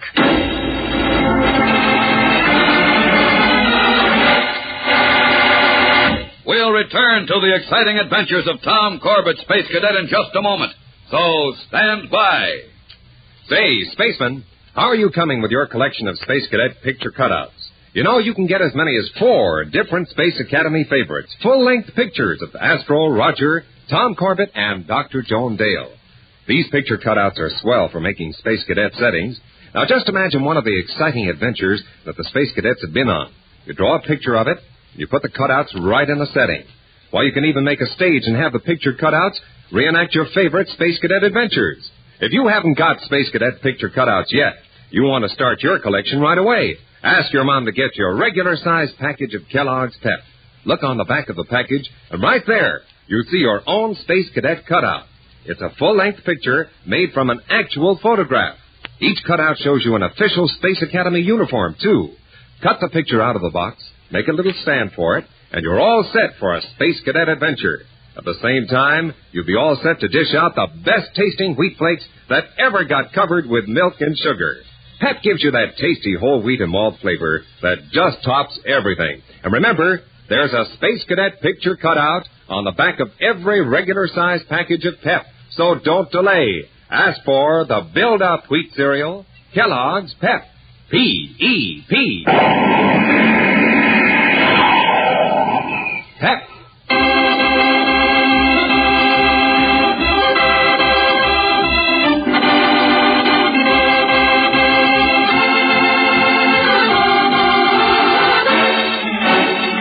In a desperate attempt to save the copper satellite from falling into the sun, Roger, Astro, and Major Connell race against time to set up additional nuclear explosions to blast the priceless moon out of the deadly grip of Alpha Centauri. But they are unaware that Thurston has escaped from his cell and has forced Tom to fly the space freighter Annie Jones back to Tara. Keep this space wagon driving, Corbett. Open those rockets wide. Listen, Thurston, give the fellas a break. If I don't pick them up, they'll be killed. Oh, ain't that just too bad? Look, I promise nothing will happen to you. We'll let you go free. Shut your mouth and concentrate on them controls. You and Major Connell and those other cadets are the only guys who have anything on me. Now, you don't think I'm going to let you stay alive, do you? Why, you dirty, low-down space Get crawler. back to those controls, Corbett, or I'll blast you with this ray and pitch you out of the airlock, so help me. Okay, Thurston, you win. That's better. Hey, what are you doing? You want more speed, don't you? Okay, but don't try any funny stuff. I don't see how I can. You've got me nailed with that parallel right. Where are you going? Just have to adjust the reaction mixture for this speed. Oh, yeah? Well, I happen to know you do that at the main panel. Get back. Sure, Thurston, but not before I adjust something else. Hey, what are you doing? I'm floating. You're a spaceman. Let's see how you handle free fall. Hey, you little space pup, I'll freeze you stiff. Try again, Thurston. Hey, I'm going backward and I can't stop. Sure, the recoil of your gun. Now I'll take over. This is what they call free fall wrestling, pal. Let go. Yeah, sure, after I do a little freezing of my own. Sweet dreams, pal. Now start praying I can pull the fellas off that satellite, because if I can't, you'll wind up frying in the sun with us.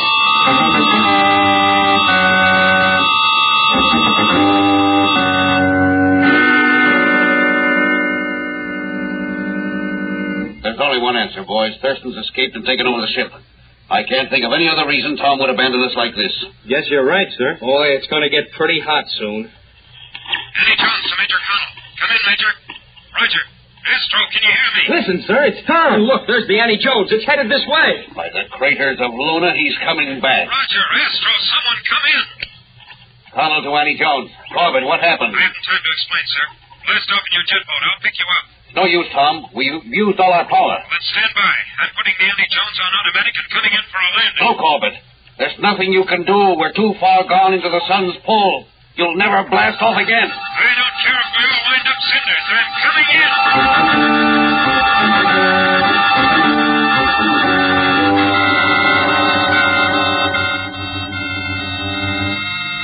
Tom, unless Astro can build enough pressure in those cooling pumps to handle the emergency reactant fuel, we're done for. We'll never get off this moon. Power deck to control deck. Come in, Astro. Almost ready, Major. Maximum pressure is 800. We're 778 now, sir. Very well, Astro. Let it build up to an even 800 and blast at my command. Manning? Here, sir. Are we all clear? All clear, sir. Stand by the control deck, Tom. And if you've ever twisted those dials, twist them now. Aye, aye, sir. Pressure up to 791. Give us the works, Astro. 796. Stand by to fire all rockets. Make it good, you Venusian clock. 799, sir. 800. Fire all rockets!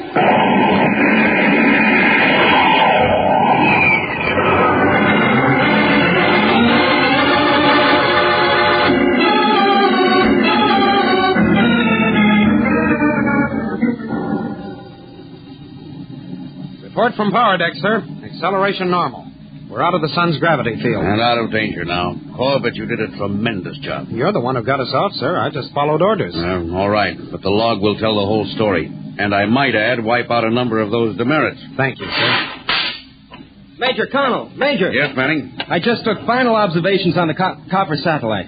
She cleared the sun and is swinging wide around the other side, heading for our own solar system. Well, looks like that's the icing on the cake, boys. Our mission is a complete success. But what do I do about that creep Thurston? Nothing. He's in the brig, isn't he? Well, not yet. I was too busy to lock him up. It's a wonder he didn't start acting up again. Oh, he did. But I quieted him down. Oh, you did, huh? Yes, sir. But I think maybe now he'd better be put in the brig. He's running out of teeth.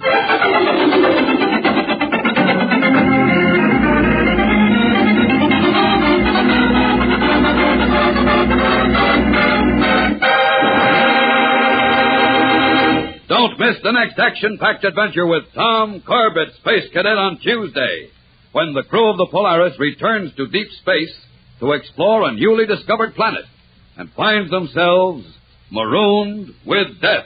Tune in, same time, same station on Tuesday for the next thrilling interplanetary adventure with Tom Corbett, Space Cadet. Brought to you by Kellogg's Pep, the build-up wheat cereal.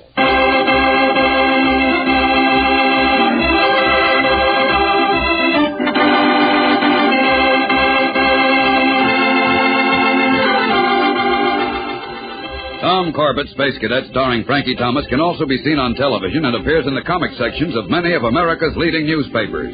Look for it daily and in weekend editions. Featured in the cast are Jan Merlin, Al Markham, and Louis Van Ruten. Today's program was written by Richard Jessup, directed by Drex Hines. Jackson Beck speaking. Kellogg's Raisin Bran has a secret. Kellogg's Raisin Bran has a secret. And what a secret! In Kellogg's Raisin Bran, the tasty raisins are dipped in honeycomb. That means plumper, more tender raisins along with delicious golden crisp bran flakes. Both fruit and cereal all in one box. And no other raisin brand but Kellogg's gives you the tender goodness of raisins dipped in honeycomb. That's Kellogg's secret. So for your breakfast, make sure you get Kellogg's because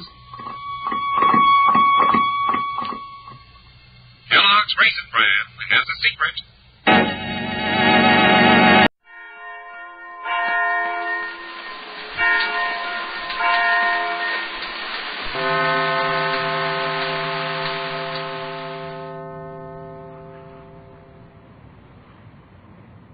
You, finding life rather dull, dreaming again of exotic places, wishing you were somewhere else. We ought escape.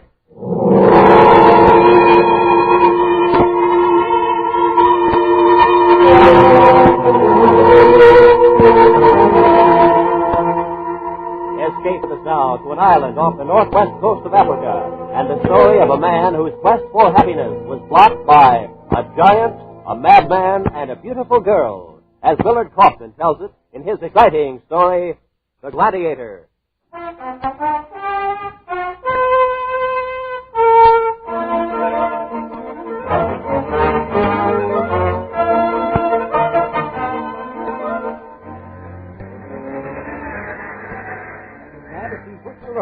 And now Scarletti follows his advantage with a right cross on the McNabb's heart. Then a left to the chin, and a right. And another right. Oh, a wizard of a smash to McNabb's jaw, and the pride of Scotland is down. He's down.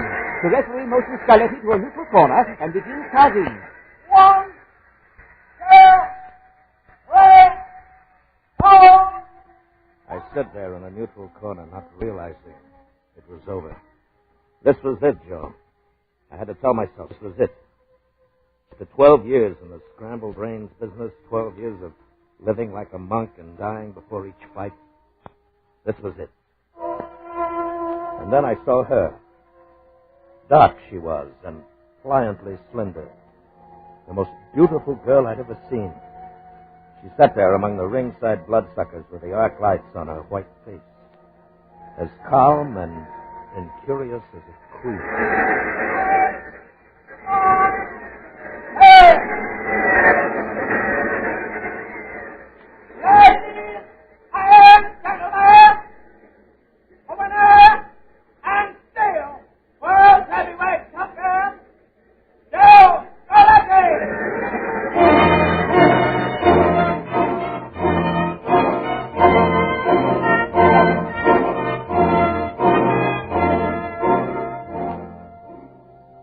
Even a cold shower couldn't get her out of my mind.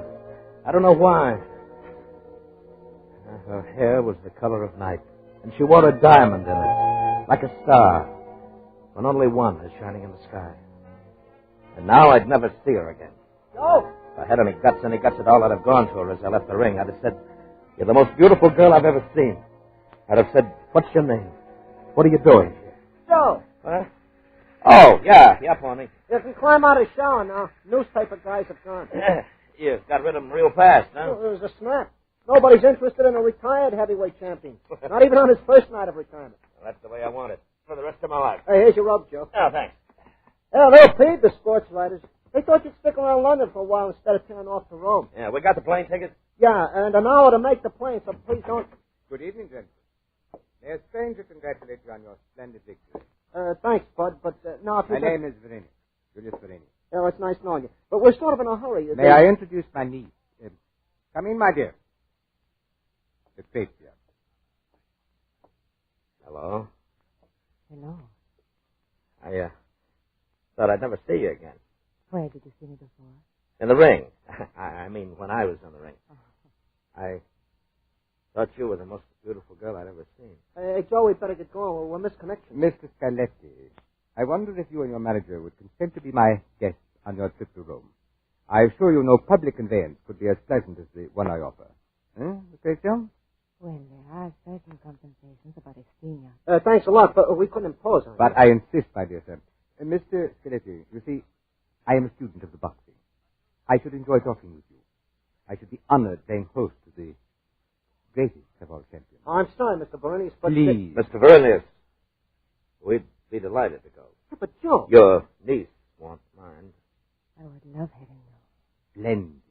I'll have your baggage picked up at the airport. I can't tell you what a pleasure it will be for my niece and me. The pleasure is all mine.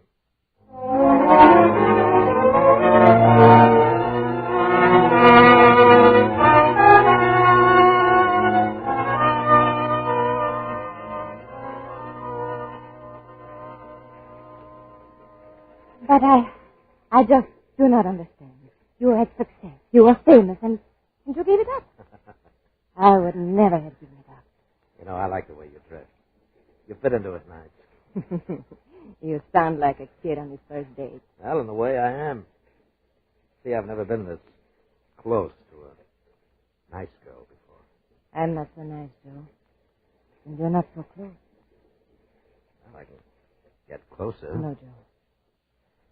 Yeah, 3 days on the water, 3 nights under the stars. You sound absolutely lyrical. Like number 1 on the hit parade. And it's still no Joe. Don't rush me. You have plenty of time. Yeah, plenty of time to make up for all. You're like a spring all wound up. I've been wound up for 12 years. But wind down. Talk a little.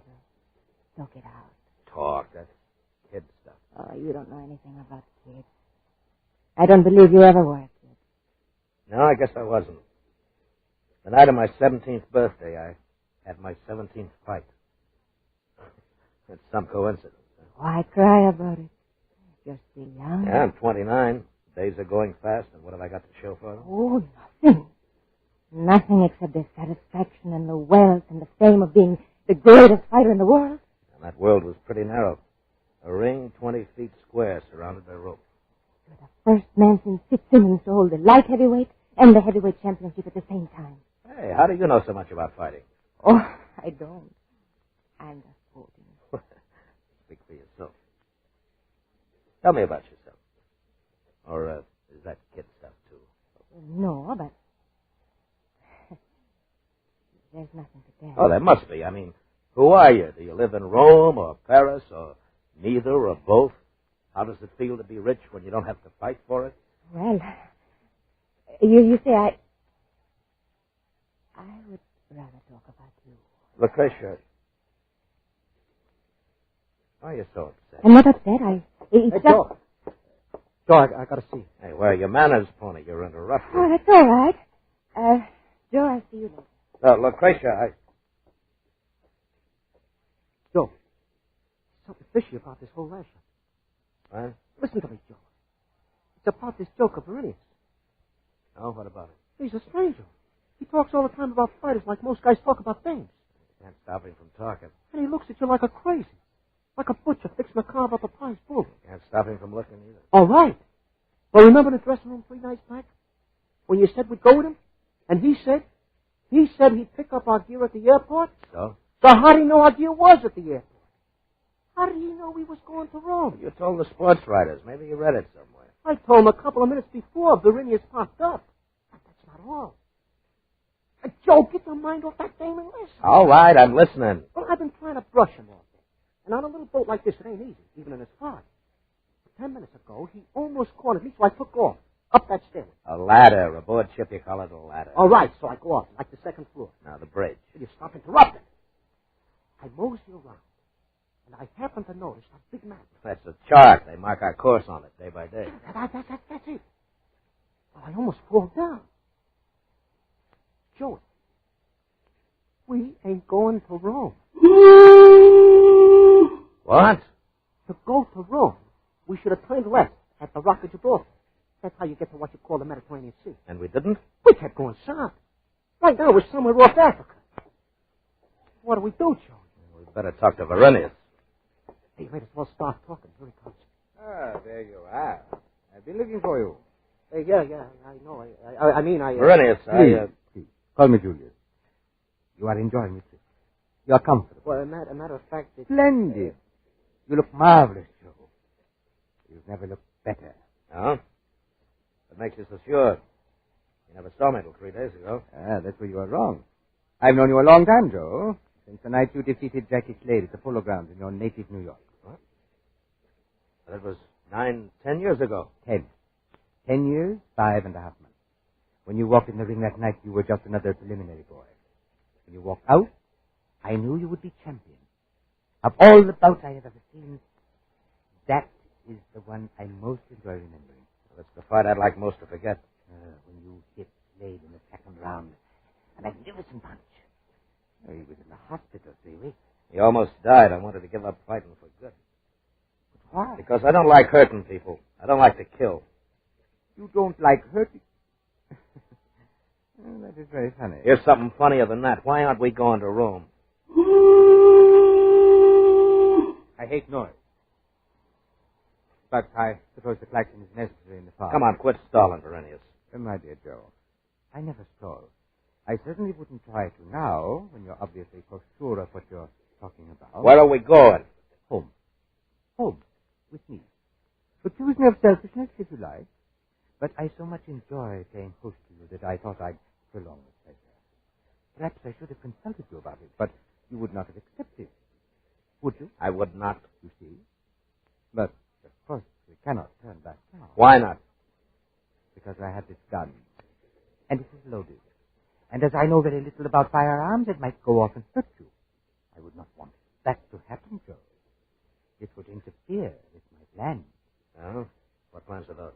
Something I've thought about for 10 years, since the night of the Polo Grounds. I'll tell you all about it sometime soon. But now, if you'll head down that passageway, you'll find a small but comfortable brig ready to receive you. Let's go.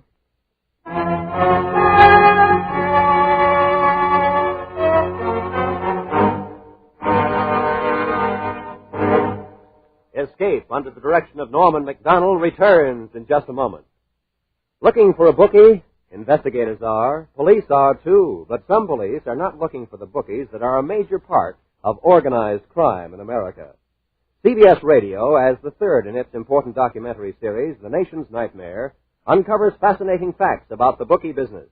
Hear from police, criminals, victims, in their own voices, under authentic conditions. Hear CBS Radio's The Nation's Nightmare on most of these same stations tomorrow night. And now, back to Escape.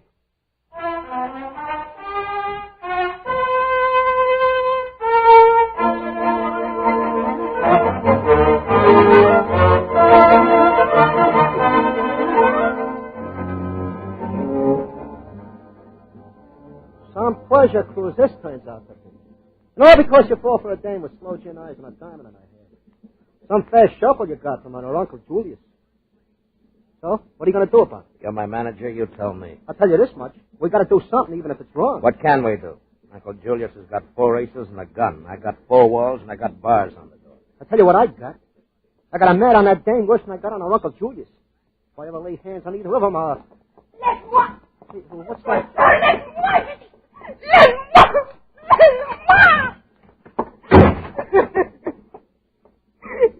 Well, if it ain't the dame with the slow gin eyes. Yeah. Berenius must have flipped to lock up his ever-loving niece. Now listen, baby, you better give it to us straight. What's this all about? I don't know. I saw him pull that gun on you, so I go to him. I say, what kind of business is this? I say, this is not my deal. What deal? Likely story. I swear. Practical jokes are okay, I told him, but not with a gun. So he tossed me and he with you. That's what you get for talking back to your Uncle Julius. He's not my Uncle Julius. He must have disowned her. I never saw him till a week ago. He comes in this club in Paris where I'm singing. He offered me 20,000 pounds to go to London with him. Just for the weekend, you see. To play a practical joke on 2 friends. Well, if we're the friends, I wonder how he treats his enemies. I'm afraid we're going to find out. Well, let's find out now. But how? Boney, get that tin basin over there. Basin? Yeah, get it. All right, Lucretia, take off the shoe. Shoe? Yeah, do what I say. Now, when I start rattling the door, you start banging away at the bulkhead. Oh, I get you. All right, you ready? Okay, let's go. All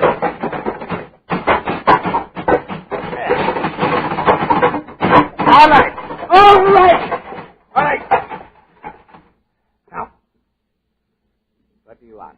We want you should tell us a story. Where are we going? And why? You are asking for the story of my life. Then tell it. Come on in and tell it. No, thank you. I'll tell it on this side of the bar. Does the name of Berenius mean anything to you? Nothing. Once I knew a lightweight called Speedy Berenius. He was a bum, too. You were a constant loser. But the greatest loser of all was Publius Berenius. He was commander-in-chief of the Roman Imperial Army 2,000 years ago. He was sent to put down the revolt of Spartacus the Gladiator. He was bad. That's tough. Oh. Publius returned to Rome in disgrace. He was ostracized. Consigned to a tiny island at the farthest rim of the Roman Empire. That's where he went with his wife and his slaves and his gold. That's where he lived. And so did his sons. And their sons. That's where I live today. That is where we're going. You expect us to believe that? If you wish. Tomorrow you'll see for yourself. All right, then for tonight we'll let it pass. Now for the second question. Why are you going there? My dear fellow, you're going there to fight. You're going for the hardest fight of your life. So that's it. Well, let me tell you, Buster. Joe will belt the ears off any bum you put in a ring with him. There won't be any ring, Pony. He'll cold cock your bum and anywhere on your name. There won't be any round. Joe will kill him. Or Joe himself might be killed. You see, Pony, this fight will be to the death.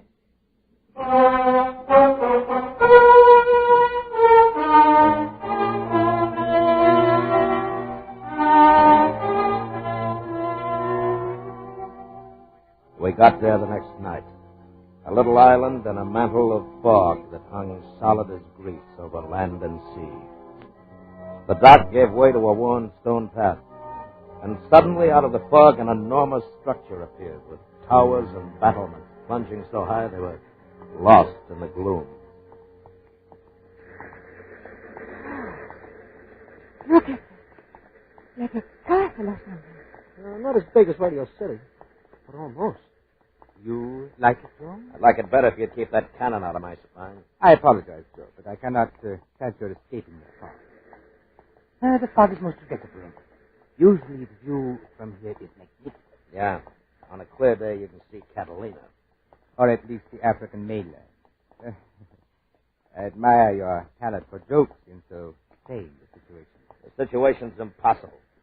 You kidnapped me to kill or be killed for your amusement. And now you regret that the view is not up to par. You're shocked, Joe, simply because my values differ from yours. Well, that's a mild way of putting it. You're shocked because you might die for my amusement. Death is not amusing. Where I come from. Where you come from. I assure you I am equally shocked by the values of your world. At least we've gone a couple of thousand years from barbarism. You've gone from barbarism to decadence. without touching civilization. We don't kill men for amusement. I often wonder what you kill them for. Yet the killing goes on, year after year.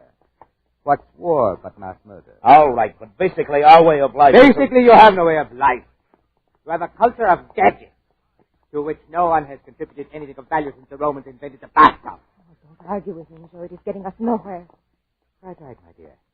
Anyway, this is as far as I go. What's on the other side of the wall? You'll find out. As soon as I find the key. Here it is.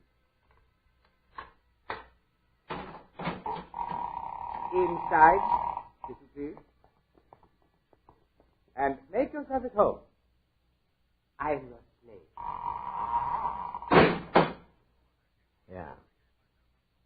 Or vice versa.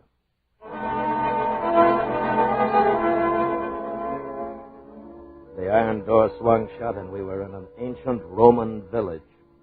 The stone walls surrounding us must have been 8 feet thick and about 4 times as high, and notched along the top with saw teeth.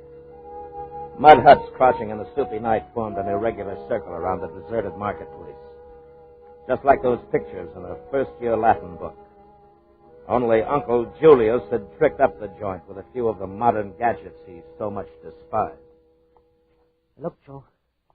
On top of the wall, between the notches. Yeah. Machine gun. Searchlight. About every 50 yards. Like a concentration camp. Joy. What are we going to do? You keep asking me that. Would you keep ducking the answer? I don't know. Maybe we ought to dig up some local talent. Maybe we could talk to them. What do you suppose they speak? Maybe Latin. You know any Latin? A pig Latin, I know. I could talk it like a native when it was the thing around Jacob's speech. Hey, what's that? Joe. Look at him. I looked at the man who came out of the fog. His face was scarred, and his shoulders were like a pair of shovels, and great welts of muscle shifted when the shovels moved under the thin toga. One of his hands was curved like half a watermelon around what seemed to be a lash, a double strip of rawhide studded with iron spikes. He was the biggest man I ever saw. You are Scarlatti? I am Crixus. Nice to meet you. I come from Caesar. Caesar? Caesar Varinius. He talked to me a long time. Explain to Scarlatti, he say. Answer questions, tell him what to expect. I tell you what to expect in one word. What is the word, Crixus? Death. Anyway, he speaks English. Death is the same in any tongue. What makes you so sure I'll die? Because tomorrow in the combat, I kill you. Well, you look like the kid who could do it. Caesar said to show you this. Now, what is it? A lash? It is cestus, the gauntlet. You wear it, so. One in each hand with the leather thongs tied to the arm, and the iron studs over the knuckles. What a weapon. You fight with this? Of course. Yeah, but what if Joe don't want to fight? Those who will not fight are killed by the gun. And there is no way out? No way to escape? 3 men tried in last few months, and 2 last year. They were killed by the guns? They were killed by the gladiators. But why? You see, it would be difficult for Caesar if a slave escaped and talked. So Caesar has made it difficult for all of us. He wired the island with enough explosive to blow it off the earth. If the slave escapes, Caesar touches a button, and whoa! It is the end of us all. He is very clever, Caesar. Crixus, how many gladiators are there here? Once 120. Now me. And you. How many men on the guns? 12 guns on the wall. 24 men. Each gun is placed to cover all the others. Clever. But they're about 50 yards apart. A man might slip between them in the fog. There are searchlights. What do you think, Joe? The fog, Pony. The lights are useless in the fog. Yeah, but how can we climb the wall? Crixus, each gladiator had a pair of these gauntlets, right? Of course. Where are they now? In that chest over there. Yeah, it's locked. Of course. I have the key. Well, come on, open it, Crixus. Why? Look, we'll tie them together and make a rope with a loop on one end. We'll swing the loop over a notch on top of the wall. No, Scarlatti. No. Not while I am here. You would rather fight than be free? If I kill Scarlatti tomorrow, I am free. Caesar has said it. If you don't kill me, you'll be dead. Huh. I kill you like a fly. This joke's lined up with Lenny's. I hate to think of tomorrow. Yeah. I guess I'll have to tangle with him tonight. What you say, Scarlatti? Nothing, Crixus. Just lift. Boy, you sure clobbered. All right, let's find that key. Now, here it is. Come on. Yeah. All right, Pony, now take these gauntlets and tie him up. Tie him up good. He'll never get out. Use one for a gag. Right.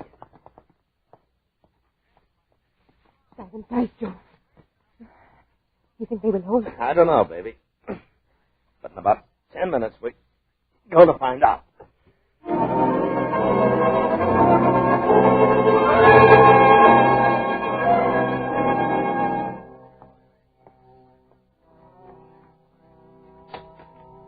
I missed the first try, but the second caught and held.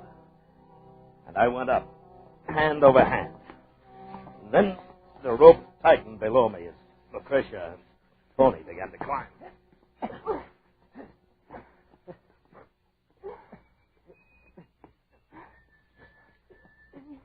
The machine gun was about 60 feet away, somewhere beyond the fog. But the whistling of the gunner was a guide. Foghorn. All right. Now down the other side.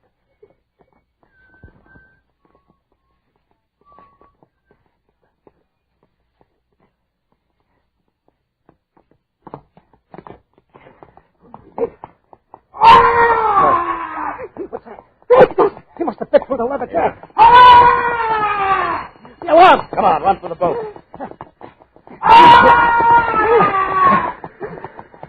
There's the boat, Lucretia. Come on. Just a little further. All right. Cast off, Pony. Not just yet. Put up your hand. Not this time, Marionettes. Stay back. I kill all of you. Maybe one of us, but one of us will get you. Stay back. Stay back.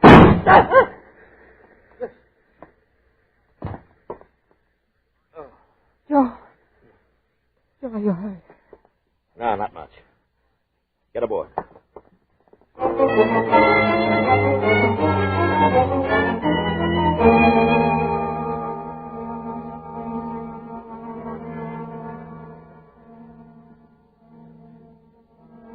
Has it hurt you much, Joe? Your wound? No. Look, Joe. The sun. The fog is gone. There's the African coast. Yeah? Look over there, you see? The island of Marionettes. Joe! There is smoke coming from it. Look at it. Oh, Joe, it blew it up. The whole island. Yeah? In a few hours, the water won't even be muddy out there. Joe? Yeah? There's only one thing wrong with this whole lash-up.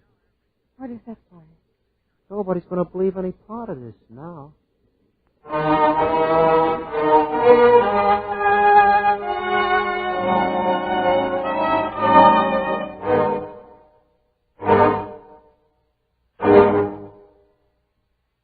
Under the direction of Norman MacDonald, Escape has brought you The Gladiator by Millard Kaufman, starring Bill Conrad. Featured in the cast were Lou Krugman, Ted Osborne, and Lillian Buyeff, with Paul Frees and Byron Kane.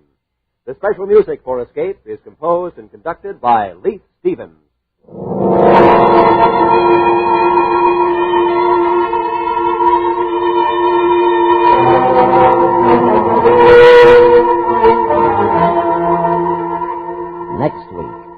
Escape with us to the Yellow Sea and the story of a man who fought the entire Japanese Navy with an ancient submarine and an untrained crew, as Alec Hudson tells it in his exciting story, Up Periscope.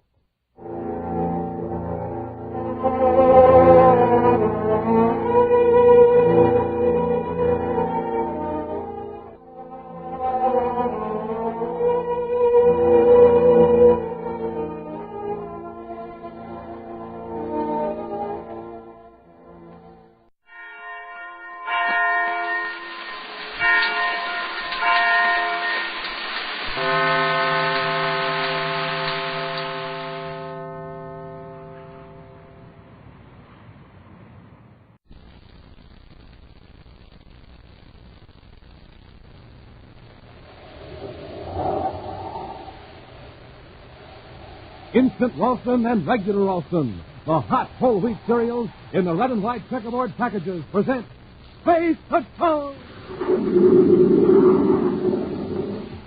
High adventure in the wild, vast reaches of space. Missions of daring in the name of interplanetary justice. Travel into the future with Buzz Corey, Commander-in-Chief of the Space Patrol!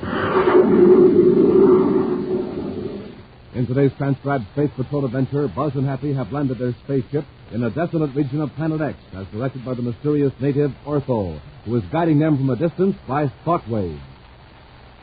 Commander, there's Baccarati's ship. I can see it above us through the Astrodome. Yes, he's coming in to attack. I sure hope Ortho knows what he's doing, telling us to land here. Hey, what happened to Ortho? His face is gone from the viewscope. Ortho, can you hear us? That's us now. Fire Space Torpedo 1.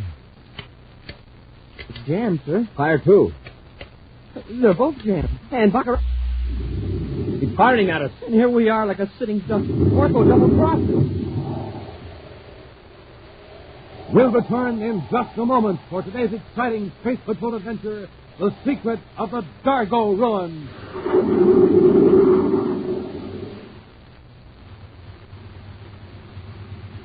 Hi, Space Patrollers. This is Dick Tufeld in Los Angeles watching the trial run of a huge rocket clubhouse, the biggest prize ever given away. First prize in the Name the Planet contest. And there it goes. Zooming down the highway, pulled along by an honest-to-goodness motor truck. Say, gang, you know how big that rocket clubhouse is? It's 35 feet long, big as a freight car. You know how much it weighs? A tremendous 10,000 pounds. And you can win a rocket clubhouse, plus a motor truck, plus $1,500 cash just for naming Planet X. Yes, you and your pals can go rolling off to real adventure in a clubhouse with built-in sleeping bunks, electric lights, equipment lockers, even a cooking stove. Gang, just think of living like a real space patroller in your rocket clubhouse on wheels. And talk about fun. Think of those 750 Schwinn varsity bicycles being given away as second prizes. Yes, you've got 750 chances to win a Schwinn, the bike with 3-speed gear shift, 2-wheel handbrakes, and all the other famous Schwinn features. And say, don't forget the 1,000 third prizes. 250 Autosonic space rifles, 250 outer space helmets, 250 Space Patrol emergency kits, and 250 wonderful stainless steel Space Patrol wristwatches. So stand by for the latest news about how to enter your name for Planet X in the Name the Planet contest.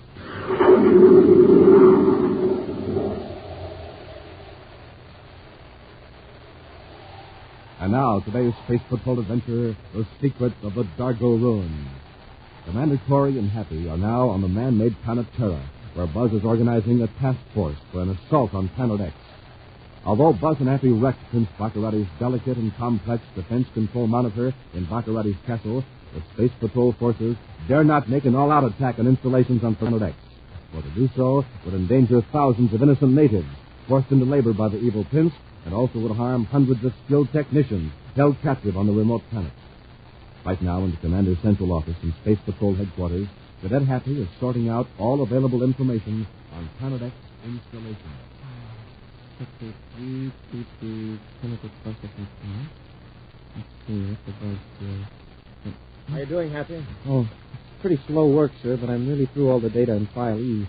And that big blow-up map of Planet X sure makes it a lot easier to fit things into a pattern. You can see now what a big job this is and why we can't launch an attack until every detail is worked out in advance. Yes, sir. Baccarati's got plants and installations scattered all over Planet X. And what a whopper of a planet that is. If this work wasn't so urgent, I'd like to turn it over to a couple of aides and blast off to Jupiter. Jupiter? Yes, Jupiter Patrol just reported the biggest robbery to hit the outer planets in years. More than 1 million credits. Wow. 2 men walked into the home office of Jupiter Expansion Corporation, picked up the credits, and walked out.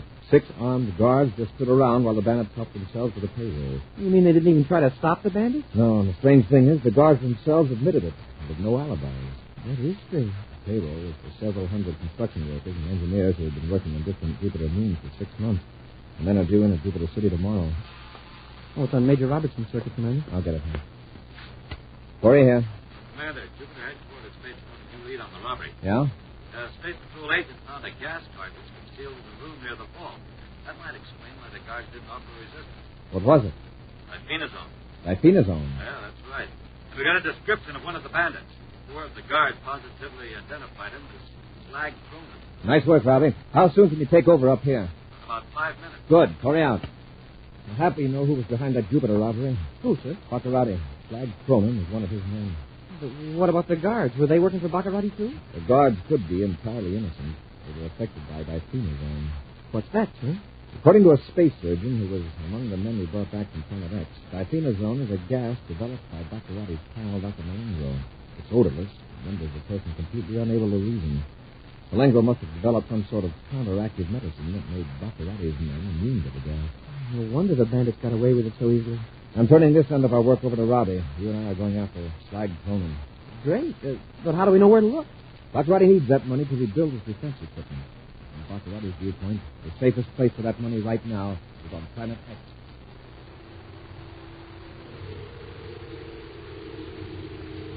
Billions of miles from Terra in Baccarati's castle on Planet X, Dr. Malengo ruefully surveys the smashed controls of the elaborate defense system. He turns as Prince Baccarati enters from his communications room in the lofty tower. It'll take weeks to repair, Your Highness, even if we had the technicians on hand to do the work. We don't have to worry, Malengo. But, Excellency, without our defenses, the Space Patrol can attack Planet X at will. I've just heard from Slag Cronin. He's on his way here with 1 million credits. What good are United Planet's credits here on Planet X? Don't you see? Cronin can hide out here. Then, as my agents make contact with engineers on the other planets, we can pay them to construct new controls. Oh, and bring them here in spaceships. Exactly. They can be made in sections and assembled here in the castle by a few men. The engineers that actually construct the equipment won't even need to know that it will be used against the Space Patrol. Then Cronin is coming right here to the castle. No. I ordered him to hide out in the Adargo room, 500 miles to the east. But, Excellency, why should he hide out? Because we can be sure that we won't be getting a visit from the Space Patrol ship. I'm not expecting an attack so soon, but Corey may send a scout ship to see what we're up to. That's true, Your Highness. As a matter of fact, Corey has already blasted off from Terra. For Planet X? I don't know. Our agents couldn't find it out. We'll be notified of his rapture, however. How fortunate that Corey didn't have time to wreck our spacephone equipment. Yes. And with our spies still operating on the other planet, we'll know if Corey or any of his ships are on their way here. Your Highness, if you'll pardon my saying so, wouldn't it be better to have Cronin bring the credits to one of your other installations? Why is Adargo ruined? They are hundreds of miles from any of my factories or installations. And they look like what they are, the ruined buildings of a vanished civilization. No Space Patrol ship is going to land and prowl around there. I understand. A brilliant decision, Excellency. Of course. Now, let's check with our agents. Perhaps they've discovered something new about Corey. Many hours later, the Terra 5, with Commander Corey at the controls, is far beyond the orbit of Pluto, headed for Planet X. Using secret code and scrambled spacephone circuits, Cadet Happy has contacted Space Patrol headquarters of the various planets. And now, to prevent Baccarati from picking up any suspicious signal, Happy has cut off the spacephone transmitter. Nobody's sighted Slag Cronin so far, sir. Sooner or later, he's going to contact Baccarati. Baccarati will attempt to contact him. I want to be in a position to intercept those calls. Sir, I've been thinking about this native ortho that helped us get off Planet X the last time. What about him? Well, I just can't get over the way he was able to project thoughts and images. Well, we do it in a crude sense. With spaceophones, viewscope, and radiogram. Yeah, but he just uses his mind. How come we can't do it? Perhaps if we tried it for as many generations as his people have, we could do the same thing. Well, Commander, maybe we could get Ortho to help us some more. No, Hap.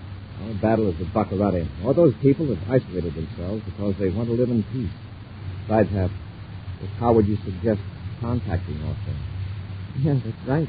We don't even know where this Golden Valley is. Right. Now we'll concentrate on Slag Cronin and Prince Baccarati.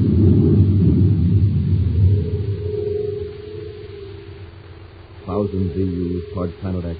A spaceship with a black falcon on its hull prowls the dark void. Intently, Prince Baccarati and Dr. Malengro scan the viewscope. Corey's ship crossed the Pluto orbit hours ago, so he must be coming to Planet X. I wonder what his plan is this time. Well, he won't get a chance to put it in operation, Malengo. You think he's after Slag Cronin? If he is, it's a stupid move. Cronin is already hiding out at the Adargo ruins. Corey could never find Your him. Highness, look. That thing's out of the viewscope. It must be a spaceship. Maintain this exact distance, and we'll cut on the radar foil in case he picks us up.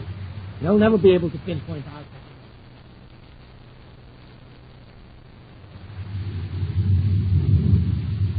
Clear in the viewscope, sir. Good. We'll come in low on the dark side of Planet X and find our way by infrared viewscope. My friends from another planet, listen to me.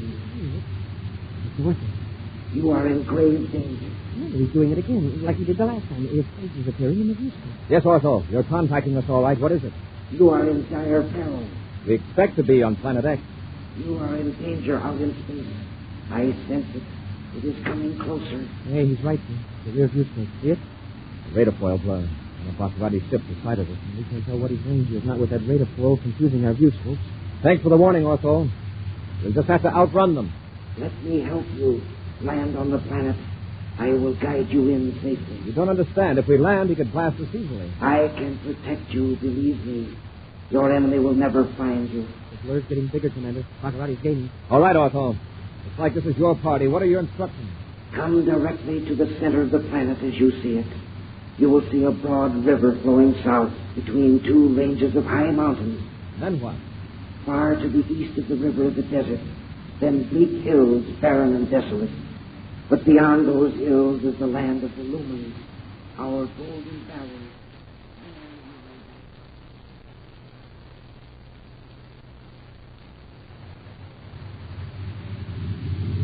That is fine, my friend. Hold that altitude. There's a barren hill, but I don't see any golden valley. Land your ship just after you cross the hills. Ortho, we don't see anything that looks like a golden valley. It's just a stretch of barren, rocky land. Commander, the ship doesn't seem to be gaining on us, judging by the size of the radar foil blur. Probably waiting to see what we're going to do. Land your ship. Set it down quickly. Commander, I can't see anything in the rear viewscope. In case, you might as well follow Ortho's directions. Stand by for landing, Happy. We'll make this quick. Fire nose rockets. Full repeller ray.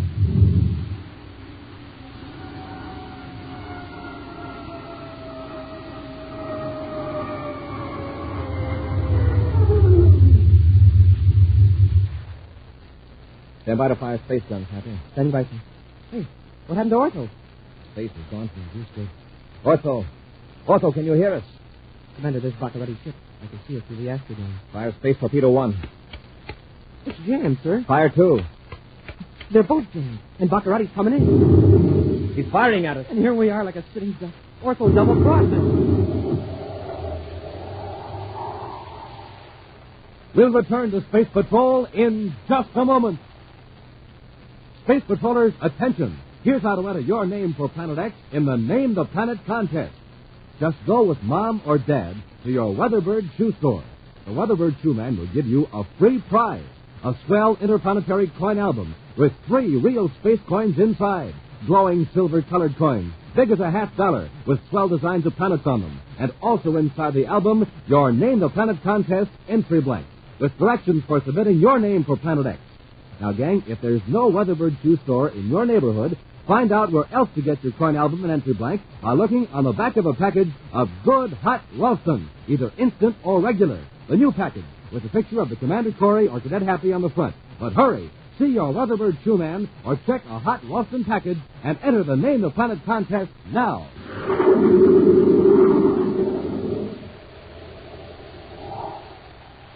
And now back to the secret of the Adargo ruins.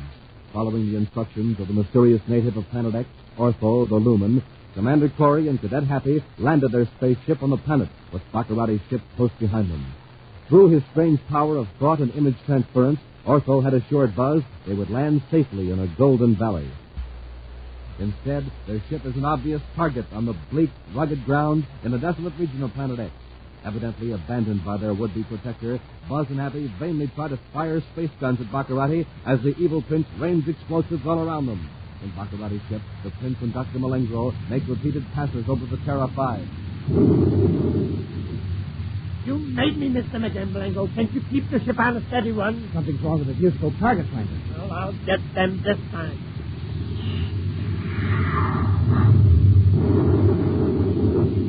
I did it! A direct hit. I got Corey at last. Your marksmanship is astounding, sire. You see that? Not a trace of the ship remains. Not a trace. Do you realize what this means? I prefer to hear the tidings from you, Excellency. As Corey, it will take the Space Patrol weeks to prepare anything. By that time, I'll have my defenses back in operation. Planet X will again be an impregnable stronghold. Excellent. From then on, I shall resume my plan. Now, let's go to the Adargo ruins and get Flat Cronin and my million credits.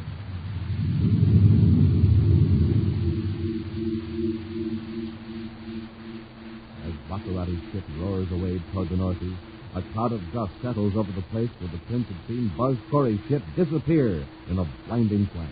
Yet, at this same moment, 2 miles away, Buzz and Happy stand unhurt, peering out of the viewport of an entirely undamaged Terra 5. Can you beat that?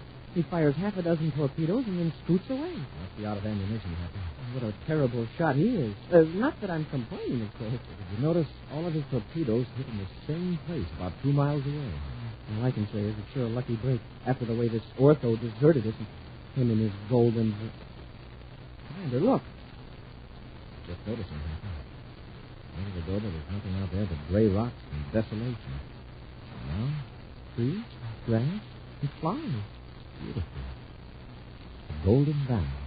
Well, why didn't we see it before? I guess we were so concerned about Baccarati that...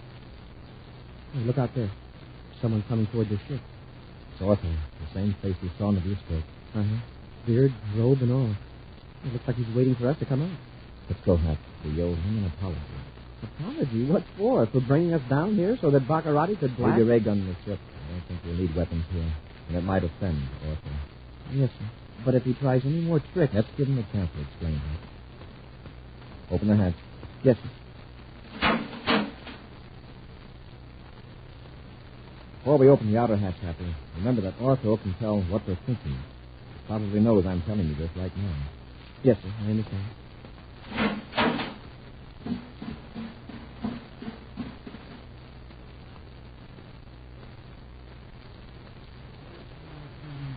I am Ortho. Yes, Ortho. We recognize you from the projected image. First, I feel I owe you an apology. I know you thought that I had deceived you. That's right, we did for a while. It was necessary in order to confuse your enemy. My mind had to project an image of your spaceship some distance away, and at the same time conceal the actual ship. To perform this enormous concentration, I had to withdraw my thoughts from contact with your mind. Oh, so that was it. Baccarati thought he saw our ship clear over there. Yes. And when the last explosive hit, I merely stopped thinking of the image. It vanished. This sort of thing is new and strange to us, Ortho, but we're very grateful. I know your motive is to drive these evil men from our world. Planet X, as you call it. If our guns hadn't jammed, we'd have taken care of part of the job right then. I know. I hope you won't be offended, but I am responsible for that. Huh? You mean you can jam a weapon just by thinking about it? In some cases, I can control certain electrochemical processes if the distance is not too great. In this instance, I was able to inhibit the explosion of your spacecraft. Yeah, but why? Why didn't you keep Baccarati's weapons from working? Well, Happy, after all, Ortho made Baccarati believe he'd finished us. That's quite a favor. Oh, sure, but I thought Ortho wanted to get rid of Baccarati, too. My people want only to rid this planet of the evil Baccarati causes. You do not believe in taking life. I do not blame you for trying to use your weapons. You were not convinced that I could save you. Yes, that's right. However, I knew you were in no danger, so I prevented you from taking human life needlessly. I'm in favor of what you did, Arthur. Our aim is to capture Baccarati and his men alive. We have a process treating criminals medically and psychologically to remove their criminal tendencies.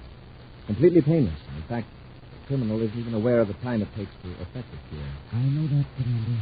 You mean you know everything we're thinking? Everything we know? Not quite everything. That would take more time. But I do know what is uppermost in your mind. Then we really don't need to say a word.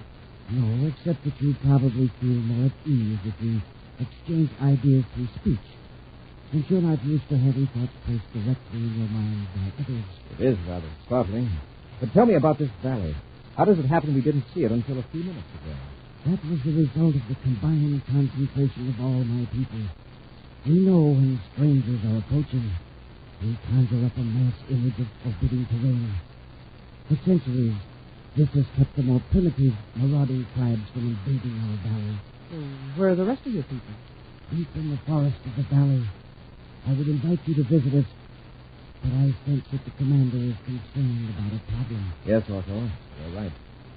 We came here searching for a man who has stolen something of great value to your civilization. The man is called Slag Tony. That's right. Then he is on Planet X. Yes. Several of us sensed his evil presence a few hours ago. Where is he? In Baccarati's castle? No. He is hiding in the ruins of an ancient civilization about 800 miles northeast of here. The Adargo ruins. Adargo ruins? Yes. Immense buildings of red stone, filled with statues and carvings. You will find them impressive, but grotesque. Be very careful, my friend. We will, Otto. And we're very grateful you saved our lives. But at no risk of my own. You are risking yours to bring peace to our planet. Listen, and I will tell you how to stand.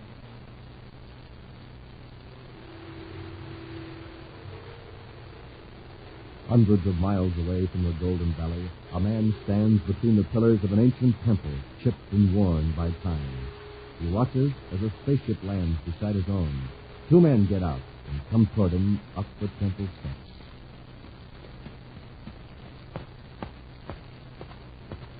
Now, Conan, where is it? I've got it, don't worry. You will address me as Your Highness. Quick, give me the phone. Just a minute, Your Highness. You heard him, Conan. Do as you're told. Look, I'm talking to the prince. Your Highness, I'm taking my share of the loot and getting off this stupid planet now. How dare you? Your share of the loot. Haven't I protected you from the space patrol? I want 100,000 and the use of that spaceship, the one I came here in. I'll all the insolence. Look, Baccarati, I can keep the whole million. Remember, I'm the only one that knows where it is. All right, Conan. You can have 100,000.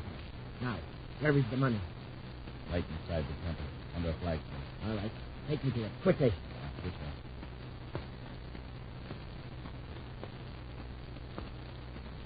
Yeah. Under this one.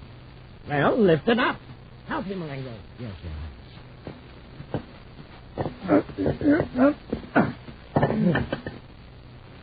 By the way, Conan, where is your partner? I don't have a partner, not anymore.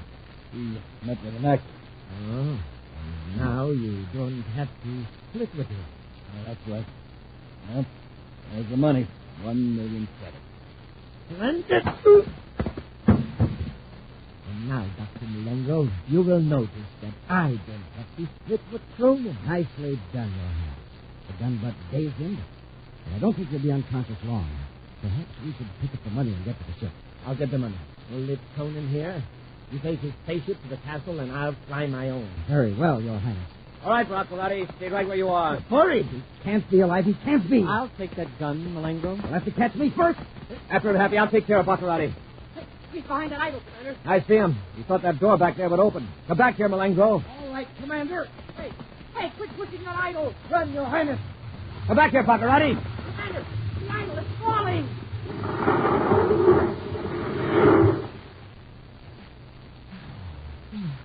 Commander, you all right? Help me roll that chunk of rock off my leg. Yes, sir. No bones broken. Oh, my ankle. You stay here. I'll grab for Baccarati and Malengo. Hey, look, they're nearly to their ship. Maybe I can stop him with a ray gun blast. It's fired. Mine doesn't work either, sir. We're both not going too hard. We're going to fall wreck the gun. Or it's ortho again.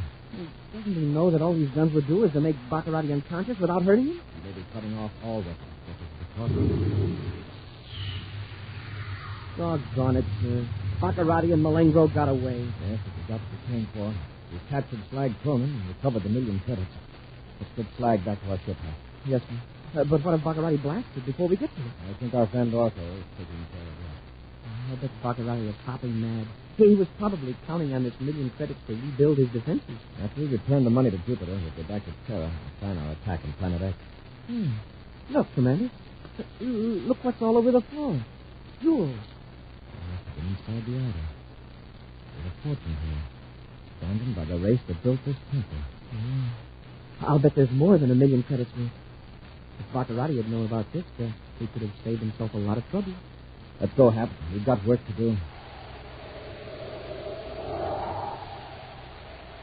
An action preview of next week's exciting Space Patrol adventure in just a moment.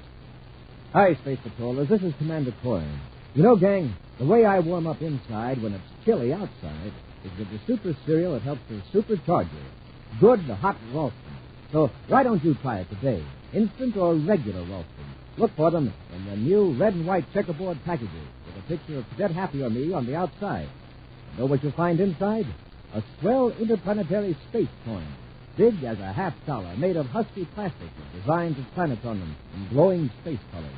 Midnight blue coins, sun gold coins, and jet black coins, too. You can get even more terrific space coins, plus a handsome album to keep them in, along with your Name the Planet contest entry at your Weatherbird shoe store. So hurry, get a package of good hot Ralston today and start building up your space coin collection now. And now, a preview of next week's exciting Space Patrol adventure. Mars and Happy are in the refrigeration control compartment of their spaceship on a flight to Venus. The air is rapidly leaking from their ship when they discover a gigantic worm clinging to the wall of the ship. Take this bar and knock it loose, Hap. Yes, sir. It won't come loose, and it's as hard as metal. You're right, Hap. And that's what it eats. It's feeding on the Endurium bulkhead. That's how the air's escaping. Smoking rockets, Commander. It's eating clear through the hull. Get into your helmet or we'll suffocate. Be sure to join us again next week for the thrilling story, The Iron Eaters of Planet X, when Instant Ralston and Regular Ralston again present Space Patrol! Space Patrol, created by Mike Moser, starring Ed Kemmer as Commander Corey and Lynn Osborne as Cadet Happy, was written by Lou Houston, produced and directed by Larry Robertson, executive producer Mike Devereaux. Other players were Bela Kovacs, Ken Mayer, and Norman Jolly. Dick Tufeld speaking. Now, don't forget to tune in next Saturday and every Saturday when Instant Ralston and Regular Ralston again present Space Patrol!